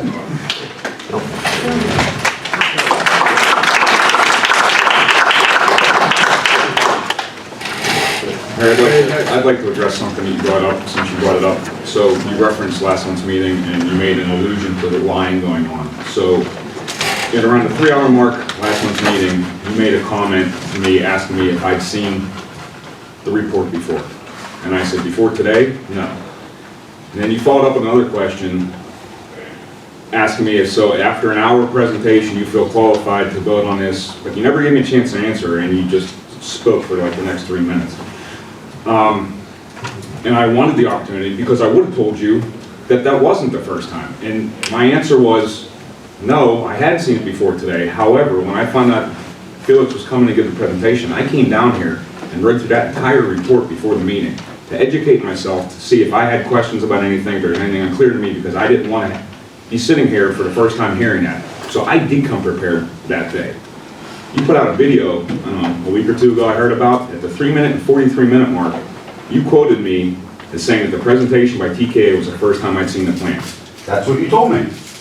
I just told you what I said. I said not before today. I literally didn't say that, and I didn't imply that. You inferred that and then made some false accusation in a video. So I'm going to ask you, hopefully for the last time, please quit using my name and making false accusations. Mr. Stein, I asked you if you had seen that before today, and you said no. I had not seen it. Right. And then you asked me another question, never gave me a chance to answer, to which I would have qualified that answer. Well, I can't mind read what you're going to say, what you think you want to say. Okay. Speak up, young man. So I quote, the presentation by TK was the first time I'd seen the plans. That is not what I said, that's not what you asked me. And you're going to quote me as saying that. You want to get ticky-tack about it, that's fine. Word your questions better. You're making All my accusations questions wrong. were fine. You told me you hadn't seen it until Before today. No, before today. Not that presentation, before today. You never gave me a chance to qualify that. I didn't tell you to shut up. You didn't give me a chance to talk. You went off. Okay. I didn't expect my apology for you. I'm just making it clear. Please stop doing that. So, Okay, let's move on with this meeting, that's enough of this. The next will be the solicitor, next report. Everything I have has been covered. Thank you, Mr. President. Thank you, Greg. Okay, the manager. Everything I have is on the agenda. However, I'd like to open up these quotes for the towing. Bids that will be for, first one is from Precision Body and Service, 500 Cochrane Mill Road, Jeffersonville, PA, 15025. Price is basic charge response is $125, $3 3 cents a mile. Charges in Munhall Borough when called out for service, basic charge response is $150. Are you opening this? I am opening. They're all silly. We're doing it publicly. Oh, yeah.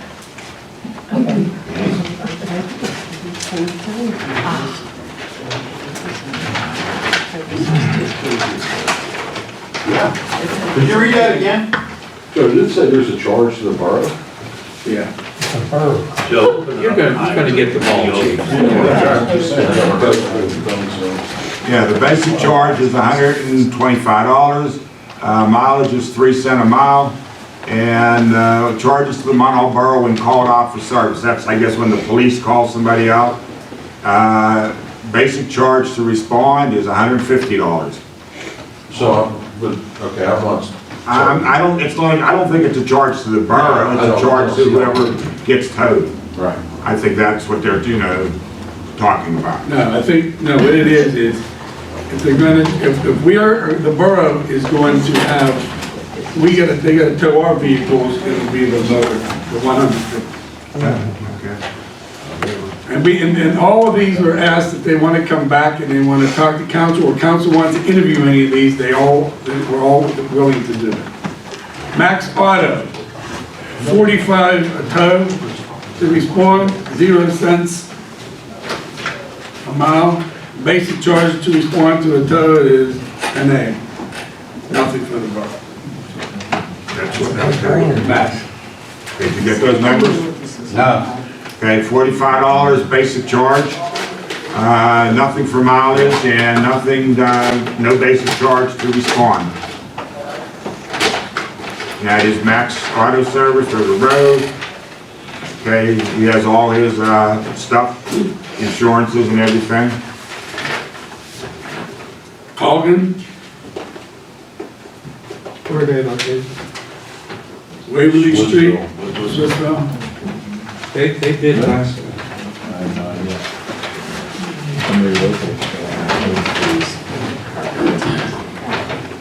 $185.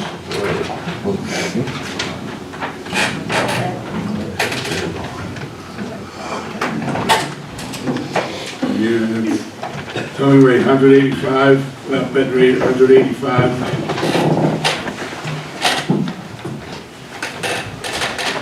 Let me see. Okay, everybody get that one?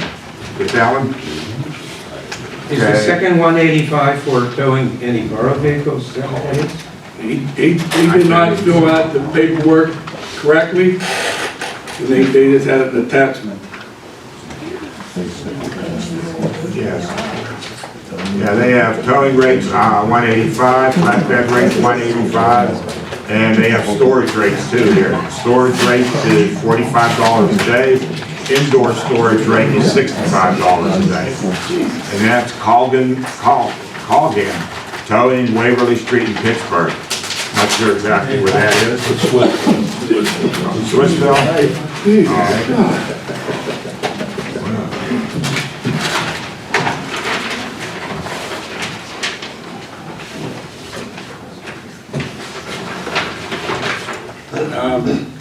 Next one is Hublot Automotive. Basic charge to respond to a tow, starting at $29. Mileage is starting at 30 cents a mile. Basic charge to respond to tow, $10 starting. Tow block. Yeah. Okay, you get those numbers? I did. Okay, 29, 30 cent a mile. Basic charge to respond is $10. I don't see any storage fees here. I will review these. Turn those over to Borough. I would suggest you turn those over to Borough Administration to make sure the bids are all in order and compliance with the specifications.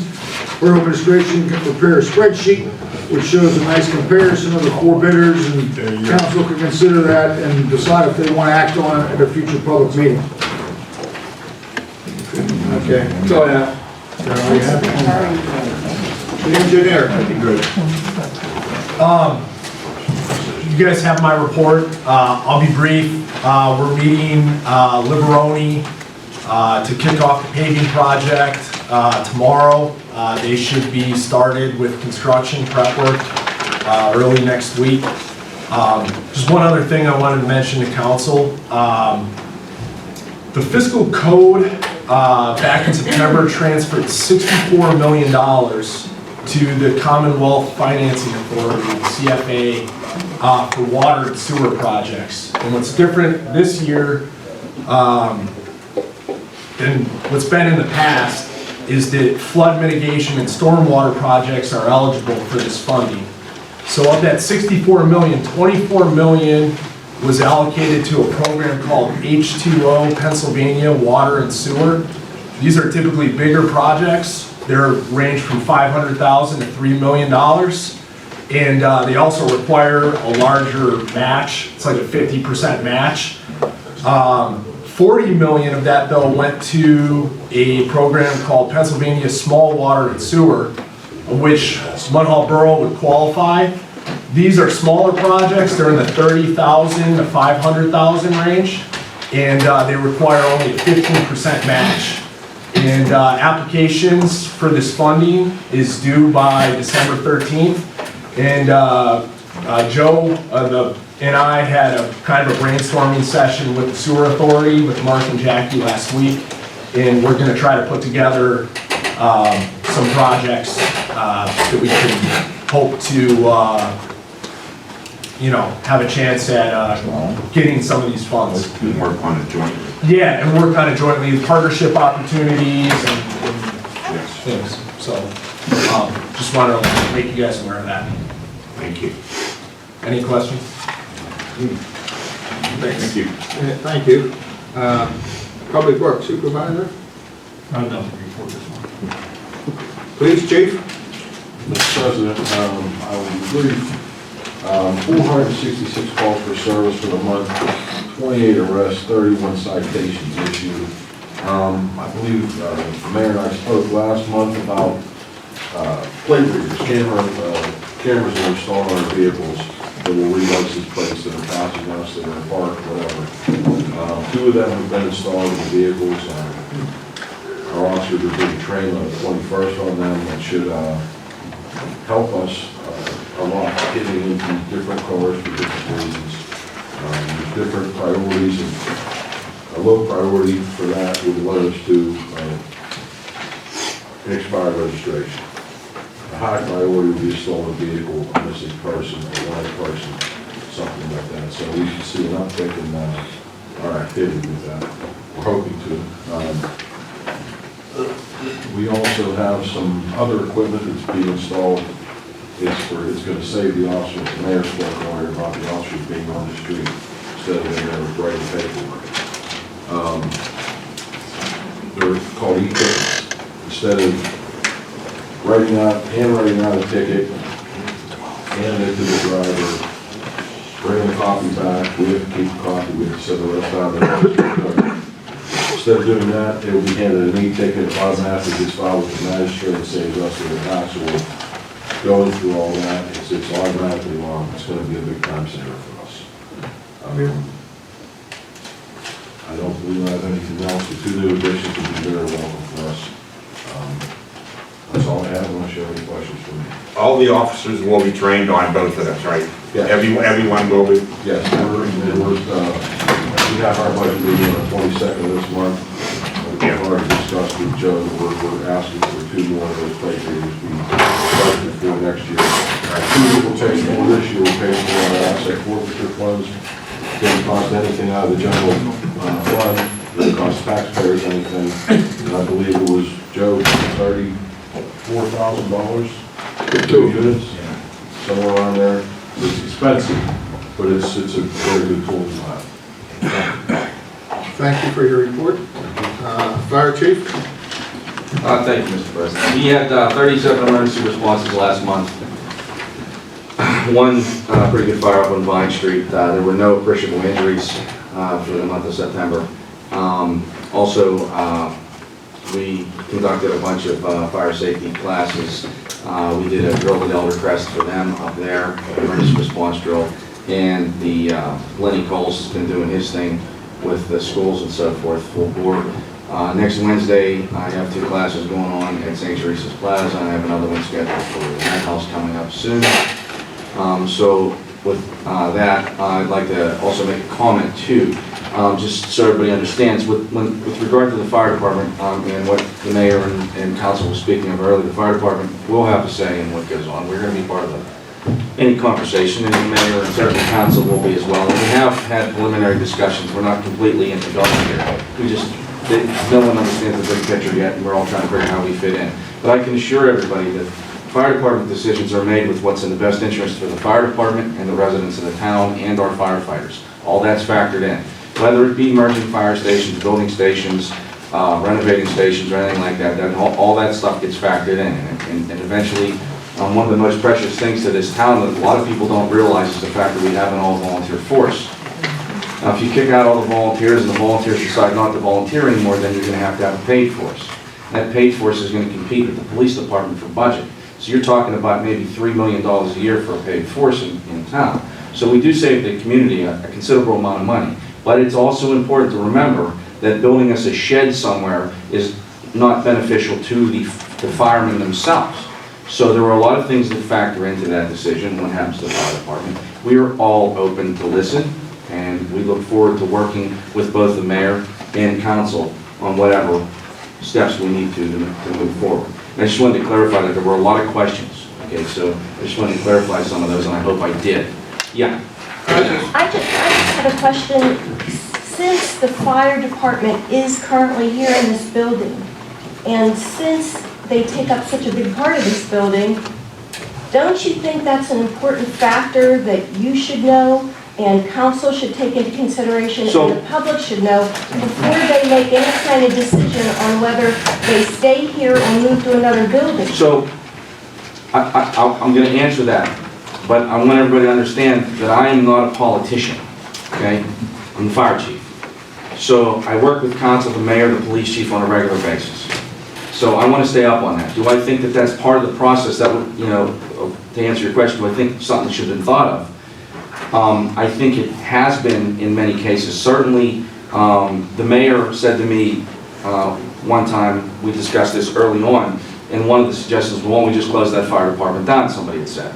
Well, whoever said that to me doesn't quite understand the dichotomy of the fire department and what that is.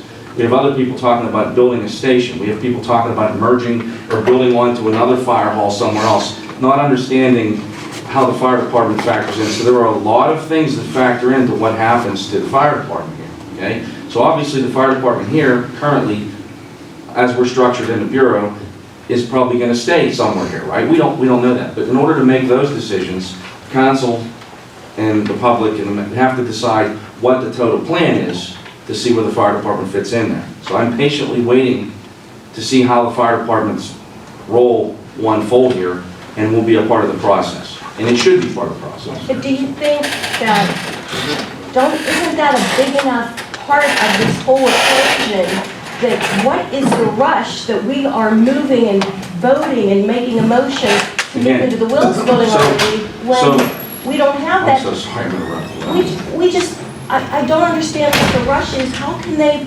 agree? Have they talked to you about what to do with, is there a secret plan here? They know what they're doing with the fire department? So what I know is that the fire department will remain down there where it's at, and can remain there for an extended period of time, as long as is necessary until that decision is made. That's what I've come to understand, that's what I've come to believe. I trust these people, I trust, that these people are friends of mine, I understand that. No one's gonna do anything against the best interests of the fire department. I trust the process that will be part of that decision when the time comes. So I have to sit back and be patient. I assume, and have always assumed, that the fire department downstairs will be part of the total big picture, part of the process. Don't know what that is yet, so don't ask. I'm here, I'm part of it. These guys all know how to get a hold of me. I see them regularly. Certainly the mayor knows how to get a hold of me. Pat and I talk all the time, so we're part of the process. I just wanted to clarify that. So the borough building will stay operable for the fire department for the near future, on top of moving into Willis Center with all those new costs? That is what I was informed initially. And I think that probably is the case for most of the borough building. While that happens, the daily functions go on. So I don't want to drag the meeting out any further than this, so I apologize. I just wanted to clear the air on a couple of those things. I just want to make one statement. You keep saying that that's what you were informed on, but the process shouldn't be that you should just be informed on. You should be included in the meeting with every one of these guys to decide that. Let me say something to that, Ed. We don't always have scheduled meetings. Sometimes we're out in the public, or we have a fire call where there's 3 or 4 fire companies involved in it, and it ain't that big. We get around, somebody brings up the subject about the fire company, so we talk about it right there on the street. It ain't always a scheduled meeting. That's all well and good, but this, when you're spending millions of potential taxpayers' money, you need to have a structured meeting.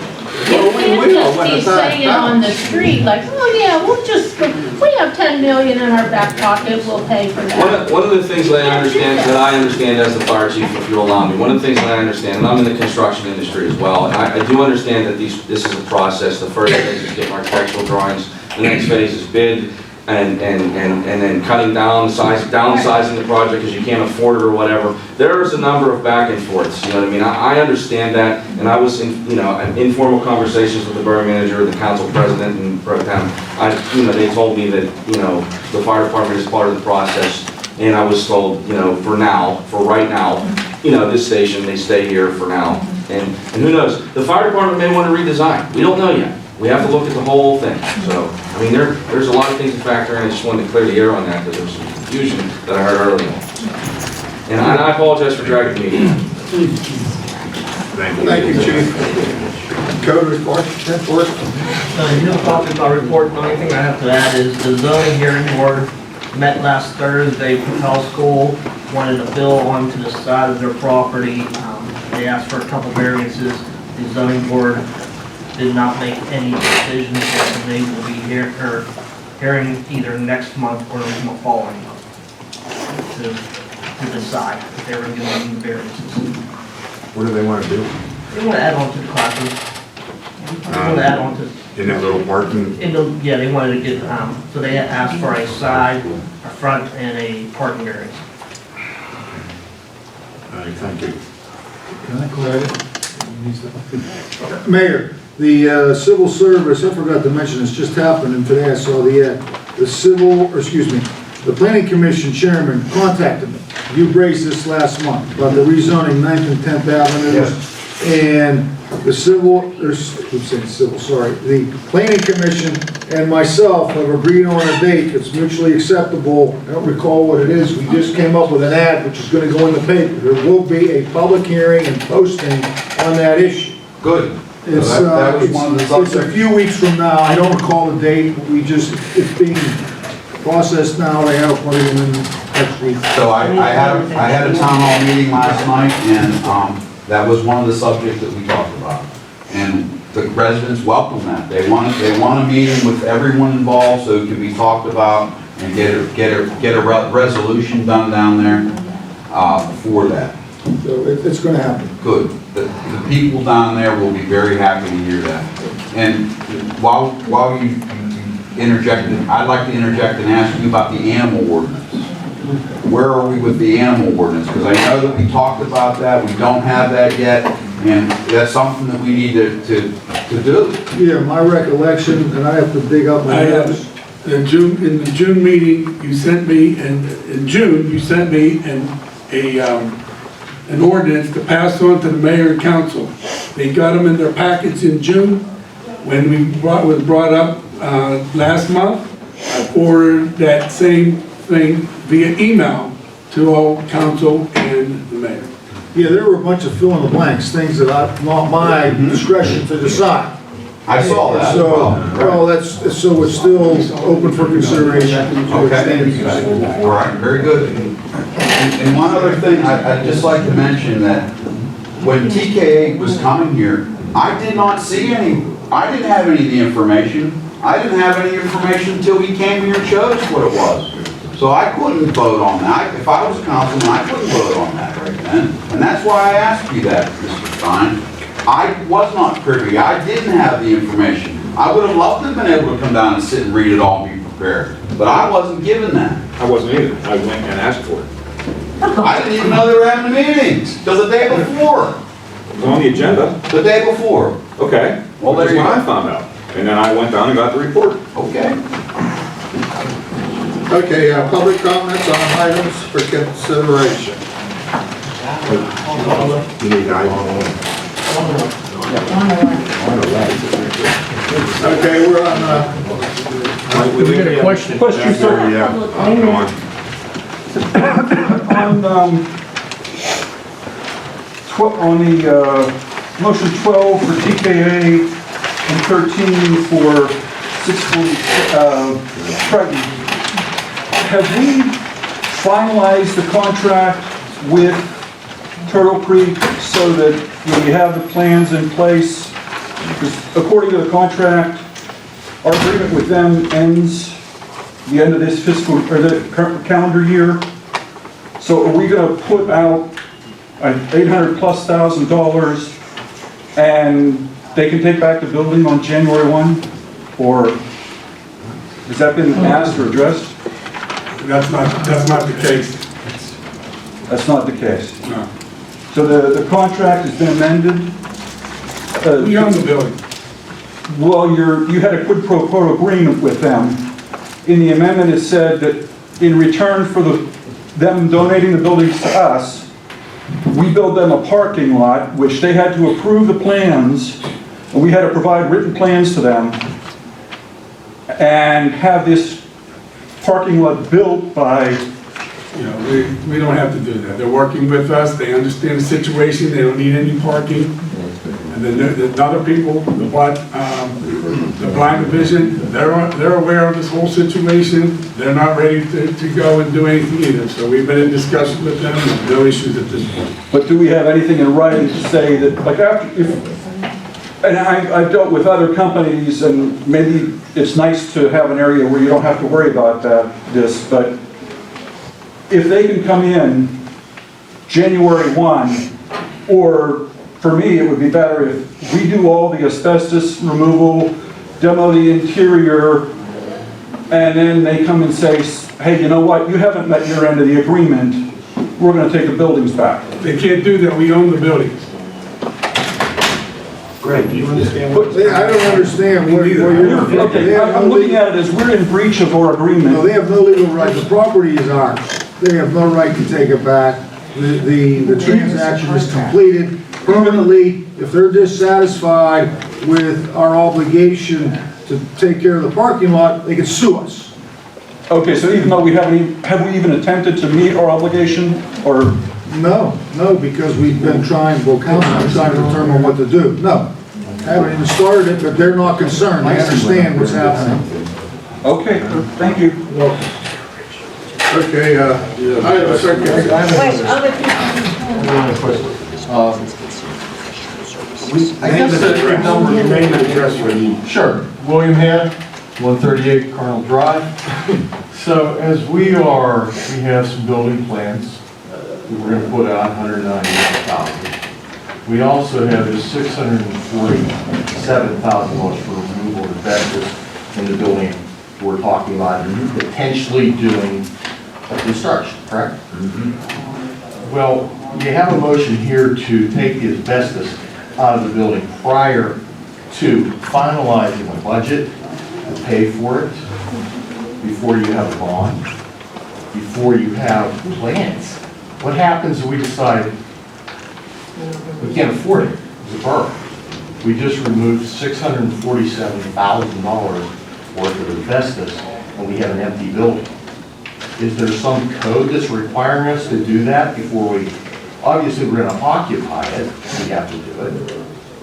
But prior to finalizing a budget, getting a bond, getting plans, it just seems little, that should be one of the final things as part of the cost.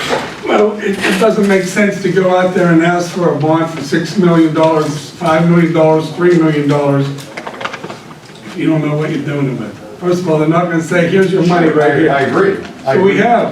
So we have contact and the bond company, and we asked them, what are we gonna do next? He said, give us plans of what we're gonna do and give us a time I'm in frame. complete agreement with you there, okay? So now, you have plans, you did the initial thing, then from these discussions right there for professional services, you have the ability to make choices on who you would like to use. So you exercise your right, okay? We'll bid it out, we'll bid it out. So you have the second part, so you gotta create bid documents right there, so you can put out an RFP itself, right there. So you need to go at the total cost and estimate the finalize. You've done some preliminary things to see, how much money you could get in a bond, so what you could do as far as taxes are concerned, would you have to raise taxes or not. My only question is, right there, you're not gonna remove the asbestos before you do the plans. Both of these things here, you're asking right there to approve monies to do this. Am I missing something here? I believe you are. Okay, please explain. We have to have a plan to go and ask for money. We have to get a plan in place, which we did. We went to TKA, said, can you look at that building over there? Can you look at this building over here? How much will it cost to do either building? I'm no disagreeing with you there. Okay, so now the question is what do we do next? Okay? Yeah, the $647,000 is part of the cost you need to fund. It's part of the construction. You have to remove the asbestos. Right. You're asking here tonight a motion to approve $647,000 prior to approving a plan and coming up with a total package. That's what I'm saying. I think I understand what you're getting at, and I think I can help understand explain the philosophy a little bit. Okay. So, when TKA was first retained to do schematic design of the Willis Center, it was brought up that, we had the asbestos survey done, we had their preliminary plans, we knew that basically all the interiors for that existing building were gonna come out. Regardless of, who occupies it, if the borough chose to sell it, if they chose to rent it, if they chose to make it a borough building. So we said to expedite, I suggested, and it's not $640,000 worth of asbestos removal only. There's $130,000 of asbestos abatement, and then there's 400 and some change of, demolition, 4 floors of demolition, and, hauling that away. So said that assuming that the borough is either gonna sell it or they're gonna occupy it, one way or another, does it make sense to start with the demolition project to either make the building more appealing for a sale or to expedite construction of a future building? If you have plans to sell it in the future, okay, if there would be a buyer, if we own the building itself, I mean, it's very similar to the waterfront property that's being questioned. I mean, put it on the market, see what it goes for to fund whatever expenses that the borough needs to be done. I mean, to do the demolition on a building. Okay, It makes more sense if the building's gonna be occupied. Right, so we haven't gotten to that point yet, but we've made a decision. Correct? Yeah. Okay. Sure. Okay, thank you. Appreciate it. The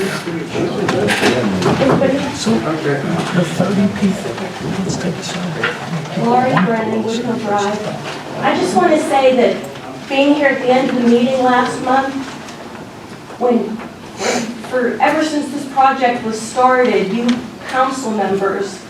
sitting council members have told the public that when the time comes, they would get a chance to see everything, to review any plans, to review all This is supposed to be a the discussion options. for agenda items. Well, I'm getting there.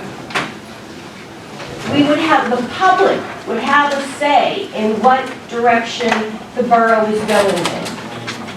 You haven't done that, and at the end of last month's meeting, for the first time, when everyone got to see a copy of the TK architect plans for the borough building, the Taj Mahal, and the Willis Center, the lowballed numbers, that was the first time it ever came up, and then you refused to allow any of the public to look at the plans, to have a public meeting, to talk about it.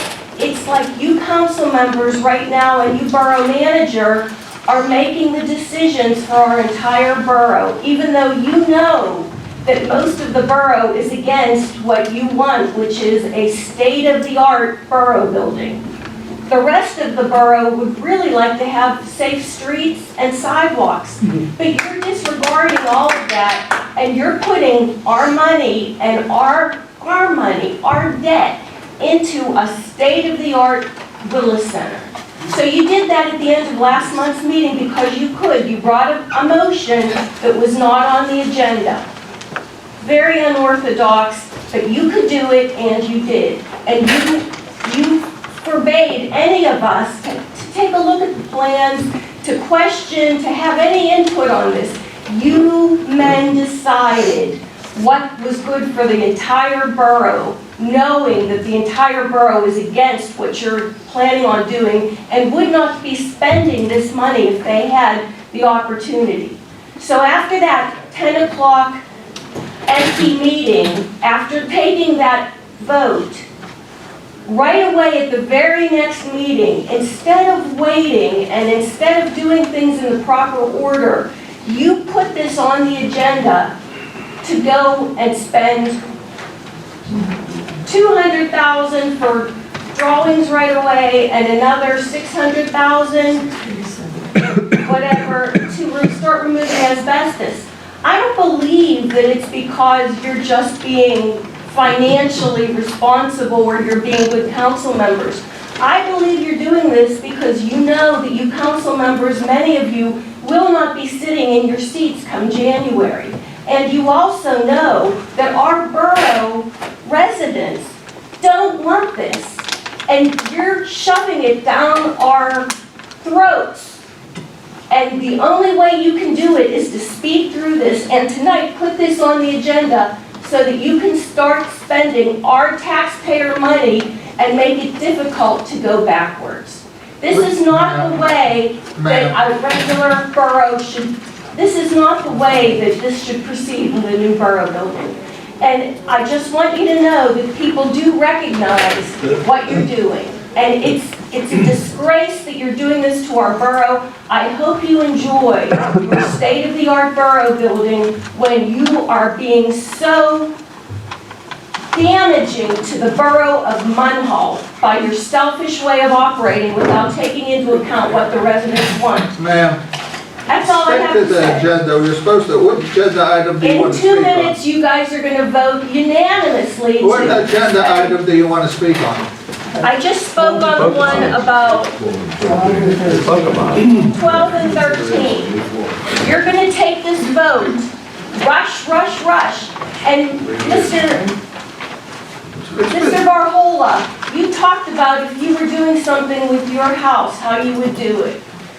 This is such a big decision for the good of our borough, and you guys are rushing this because you know the people are against it. That's not how anybody We're would do against it. it, that's clear, and that's okay. You're Doesn't no mean we are longer a not. council member because you are for it.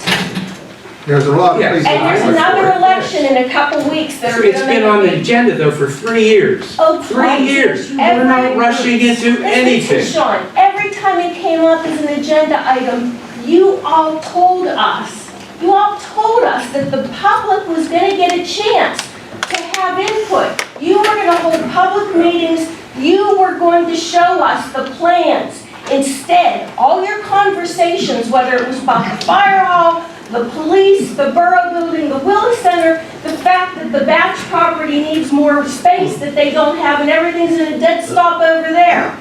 Everything's being done secretly, nothing's being done, you're not having the That's not public so. meetings. You are not having, and now you have this on the agenda tonight. And people see it for what it is. And in a couple months, this council's gonna look totally different. It's okay. I know because you're rushing it through so that you get to do what you're gonna spend our money before we have a chance to stop you.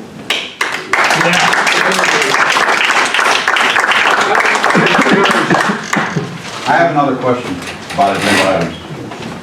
How are we going to allocate this money that you're going to spend on items 13 and 12 for the asbestos removal and TKA's money of $800,000? You said we're going to do a bond. Can you explain that process, how that's going to be done, and how long does it take to do that? Will we be voting on a bond at a special meeting? Will it be done at next month's meeting? Will it be done in November, December? When? And can you answer that process for me so we know? There was, when Mr. Varhola made his preliminary inquiries with the bond counsel and underwriter, they suggested that in the event that council moves forward with a bond issue, they would pass a resolution that would allow spending such as is on the agenda tonight to be included as an expense in the bond issue, even though the bond issue hasn't been approved yet. The formal process still has to be performed. So there was a resolution that was voted on and passed months ago in the event this occurred. So we'll be able to capture these expenses we're spending tonight and include them as part of the bond debt. However, in the meantime, I think there's money in the budget to cover these expenses temporarily until the bond is issued. So it's the intention to use the general fund monies that we have to pay for the $800,000? I'm guessing, I don't know that. To answer that question, in January of 2019, council voted to pass a resolution, so if any monies that were spent throughout the year on either this building or that building, we'll be able to use from the bond. So anything that was spent out of the general fund will be reimbursed from the bond. And there will be a public hearing. I've been through many bond issues, and there's special bond counsel that has specialized expertise in this area that will prepare an ordinance, and many documents have to be approved by underwriters and other entities, and then they market the bonds and see the interest in the market for the pricing. It's a several months process at least to conclusion, and it culminates with an ordinance that have to be voted on by council with a public hearing. So at that hearing, when the public comes and there's 200 people here and they say, we're against this, we don't want that debt, because a bond is a debt. It's a debt, correct? That's sure is. So council at that time says, we don't want that debt. Now we have all these other expenditures already spent. You know, we might as well just throw it out the window. Or council will just decide on what they want to do without the blessing of the public. So that's my question is, how long? And you answered it very well, because what you're saying is council can go ahead and spend all this money now and recoup it all at the bond whenever they get a bond. That's correct. That's what I believe is the case. Thank you. Well, Greg, am I right or wrong? If we refurbished this building, it would be built through the same process, of correct? course, any building with a bond. Not necessarily, depending on the amount that you're going to spend on the refurbishing, you know, it could be done differently. What item on the agenda? It's on the proposed expansion of the borough building and. What agenda item do you want to speak on? Well, there was two that are tied together. Here. Specific. And the, 12 and 13.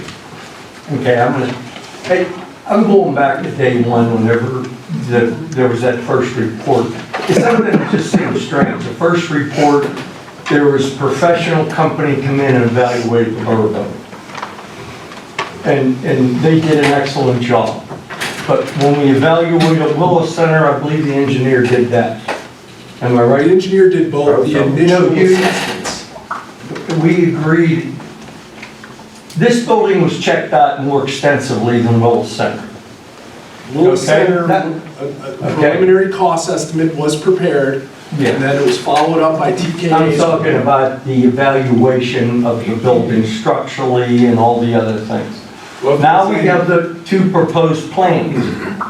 That plan I know was at 5, but I think when Felix was here, it was up to about 8 or 9, because there was a lot of other stuff that meet the energy codes, the roof needed replaced.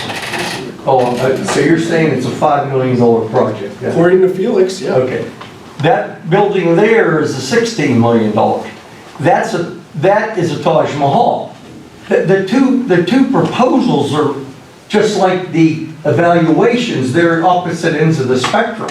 And I think that was done on purpose to make it say, well, listen, Willis Center's a better deal. The same architect did, Felix did. I know Felix personally. I know. Okay? I know what he does. Okay? Phillips? All I'm saying is, that's a Taj Mahal. What's the Willis Center? We can't afford it. What are we gonna decorate at Christmas time if we don't keep the borough building?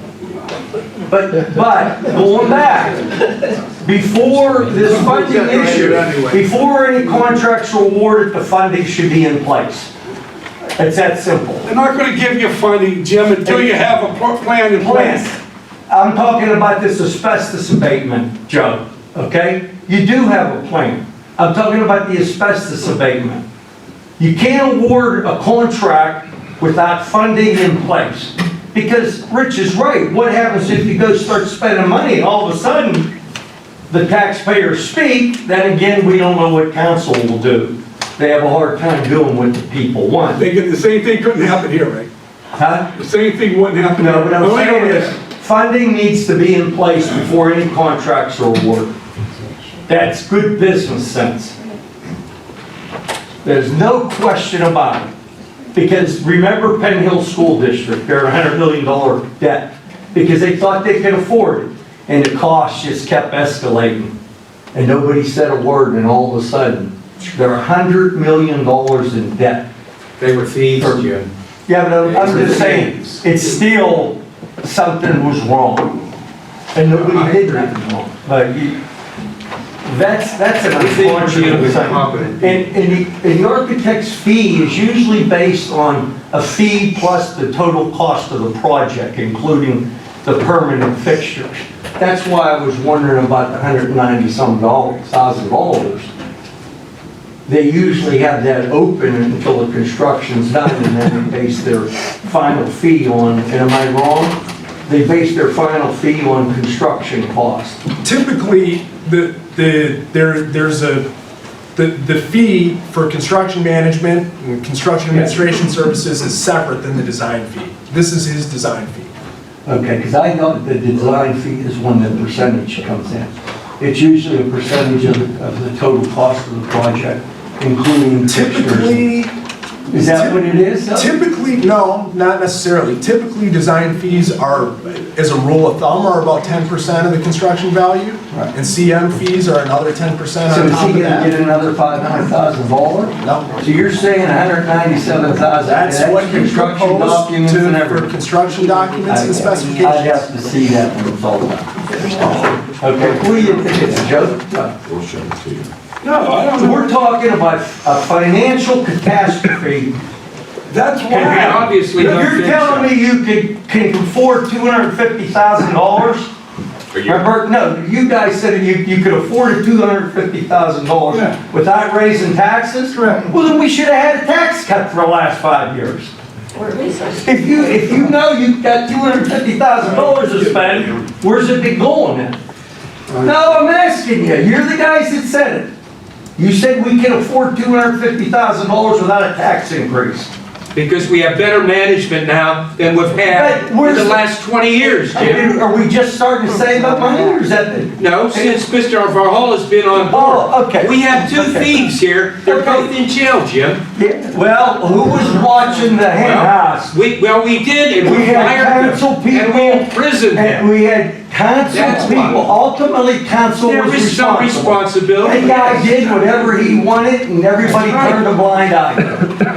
Until we put him in jail. Well, There's never been in a bill $400,000 worth of paving that's not being done. That's where the money's coming from.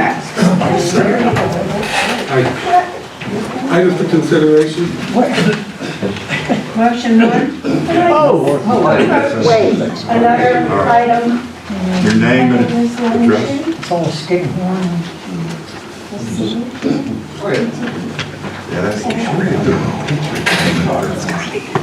I'm not gonna be 12 and 13 anymore to death. You guys have your mind made up and stuff. I think you also have to take into consideration what the general public here has expressed to you.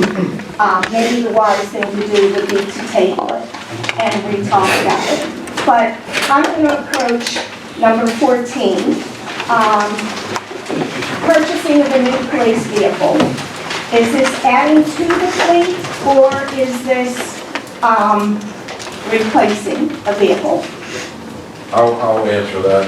The vehicle that was purchased out of asset forfeiture funds.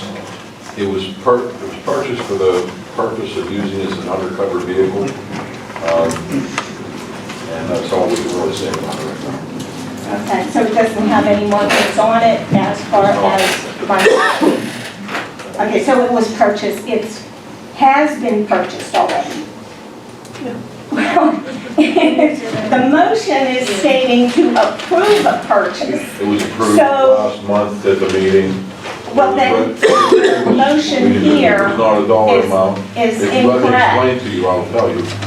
It was approved last month.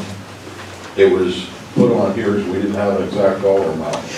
It was done through the CoStar bid process, which is the government bid list. There was no, it's the same place we bought every vehicle through that same program. We had an officer who has been assigned to a federal task force for a number of years, who's leading that task force, and coming back to us. We want him to continue the same type of work, and we got a vehicle to suit his needs. Okay, fine. Excuse me, Can you based say on what- your, excuse me, Yeah. I'm gonna suggest we change that, motion to read motion to ratify the approval of the purchase. And this was discussed, on my advice, legally in executive session, because there are safety, police concerns, things that the public can't be made aware of, so it was discussed privately, but the purchase needs to be voted on. So everything the chief said is correct, but I think based on your comments, you raised a valid point, so we'll change that to motion to ratify the purchase. Thank you, I All think right, that's a good idea. My second thing is on number 15. And this is a general question. I have absolutely no problem with anybody having a handicap parking place in front of their house if it is justified. Is it a ordinance of Munhall that you can only have one handicap placard in front of a person's house per street? No.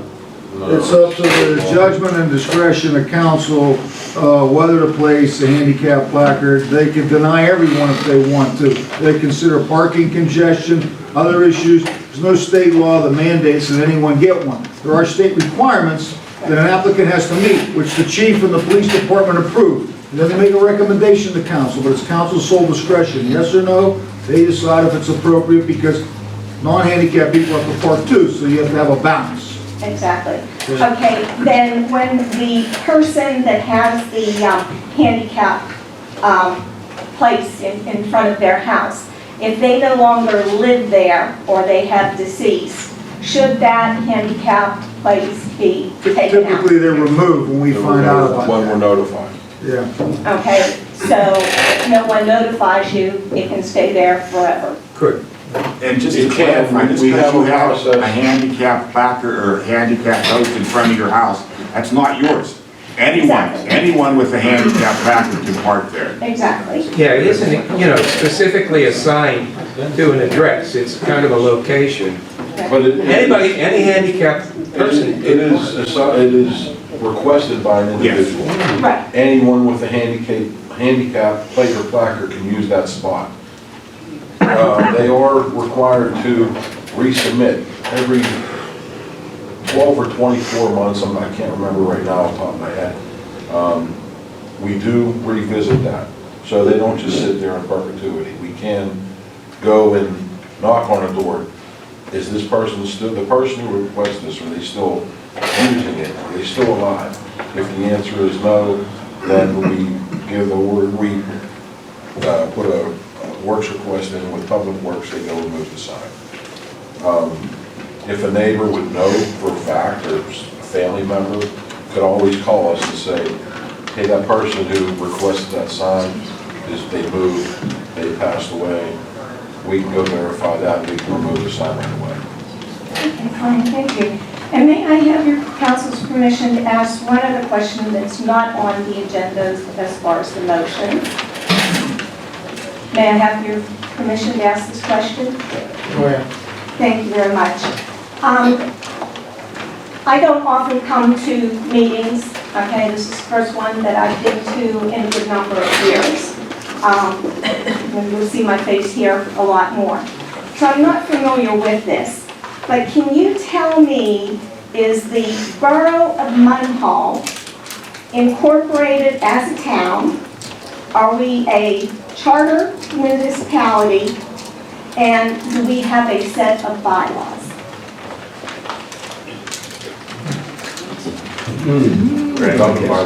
Well, we are a borough, so I can tell you that. We're organized as a borough, and there are specific laws. So, for example, some municipalities are townships, some are cities. Everyone has their own code and state law. So the borough code is our book of laws. So I don't think we have any bylaws that I'm aware of. The borough, and I could talk to you a long time about this, and I don't want to because it's late, but any municipality is a creature of statute. So the borough code gives a borough, and this council is the body that acts on behalf of the borough, its power. So all those powers stem from the borough code. So that's essentially like our bylaw. That's what we determine, and I determine as a lawyer, what we can do, what we can't do, that kind of thing. So you are the only one that is in complete knowledge of the governing facts through the Commonwealth of Pennsylvania. No, I can't. I'm not saying that. I'm saying I But give do legal any of the advice. other council members know those laws? About when the borough was formed, I have no idea. That was probably, I was over 100 years ago. I don't know when was Munhall even formed. I mean, I don't know if we have records about that. Your question goes back to the original formation. I don't think anyone here knows. They should be kept on record. Thank you very much for your time. I appreciate it. Item for consideration. Motion to approve Munhall Police Collective Bargaining Agreement. Motion. We have a motion and a second. All in favor, say aye. Aye. Motion to approve. There's an abstention Sorry. by Mr. Tishon. Note that, and then call for any nays. We always do that. Is there any nays? Who seconded it? It's unanimous, one abstention. Well, not unanimous, sorry. Yeah. 5, 1. It's been moved and seconded, we already did that. Motion was, granted. Number 2. Number 2. Motion to approve Resolution 2019-4, Pennsylvania State Association of Boroughs Junior Council Person Program. Motion. We have a motion and a second. All in favor, say aye. Aye. Opposed? Motion carried. Motion to approve advertisement of ordinance 1598, an ordinance establishing requirements for registration of mortgage foreclosure properties, vacant and rental properties, establishing maintenance requirements and penalties for violations. Motion. We have a motion and a second. All in favor, say aye. Aye. Opposed? Motion carried. Since 4 and 5 are done, we're going to move to 6. Motion to approve Resolution 2019-5, CDBG 46 Catch Basin Grant. Motion. We have a motion and a second. All in favor, say aye. Aye. Opposed? Motion granted. Motion to authorize Borough Manager to continue borough insurance with travelers. So moved. We have a motion and a second. All in favor, say aye. Aye. Opposed? Motion passed. 8 and 9 have been completed. We'll move to 10. Motion to approve Industrial Appraisal Company in the amount of $5,620. Motion. Second. We have a motion and a second. All in favor, say aye. Aye. Opposed? Motion carried. Motion to approve purchase of 2 driver's license printers in the amount of $1,964 from asset forfeiture account. Motion. Second. We have a motion and a second. All in favor, say aye. Aye. Opposed? Motion granted. Motion to authorize TKA to finalize detailed design and create contract documents for the renovations to 1860 West Street for $199,680. Roll call vote. We'll have a roll call on this vote. Motion. The motion. I have a comment I'd like to make. There's been comments made tonight about the entire town doesn't want this, the majority of residents doesn't want this. I personally have spoken to a multitude of people that are in favor of this. So you're entitled to your opinion, I have my opinion, but I don't think it's fair to speak blanketly that the entire town doesn't want something. You don't know that, and that's not a fair statement to make. Could I make a comment on that?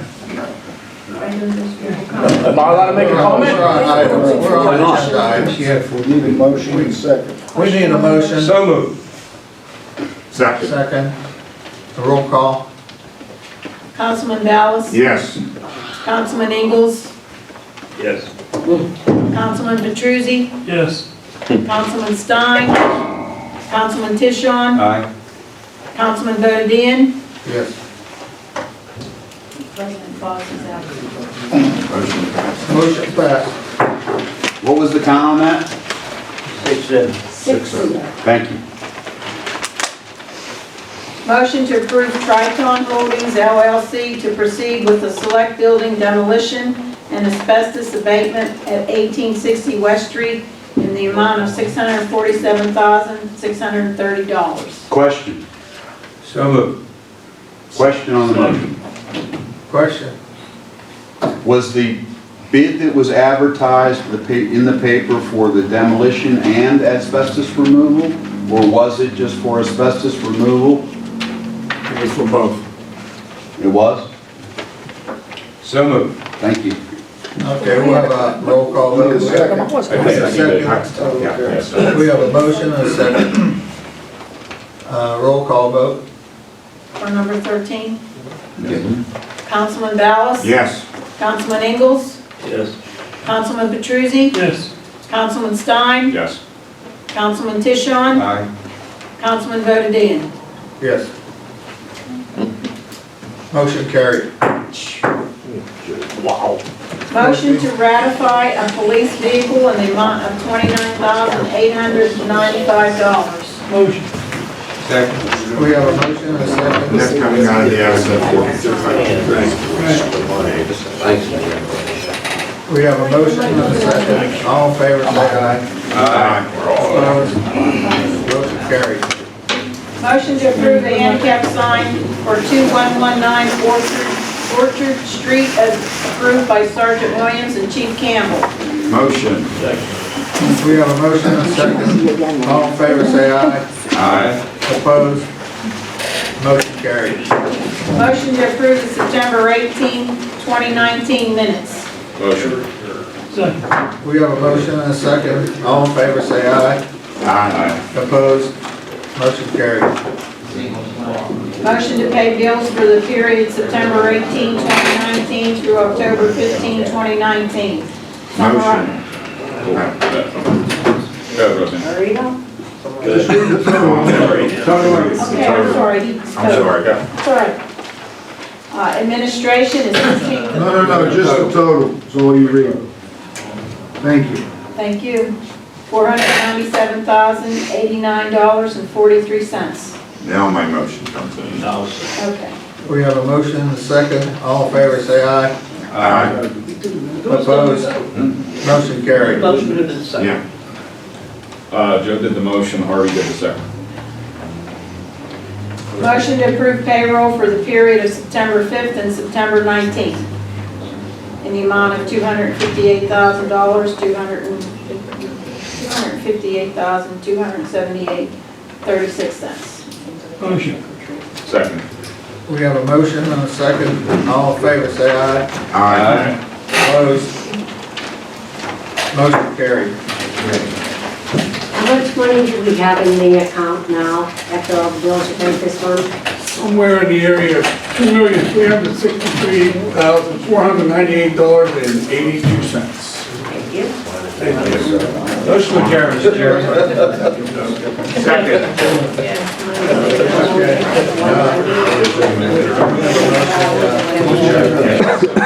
All in favor, say aye.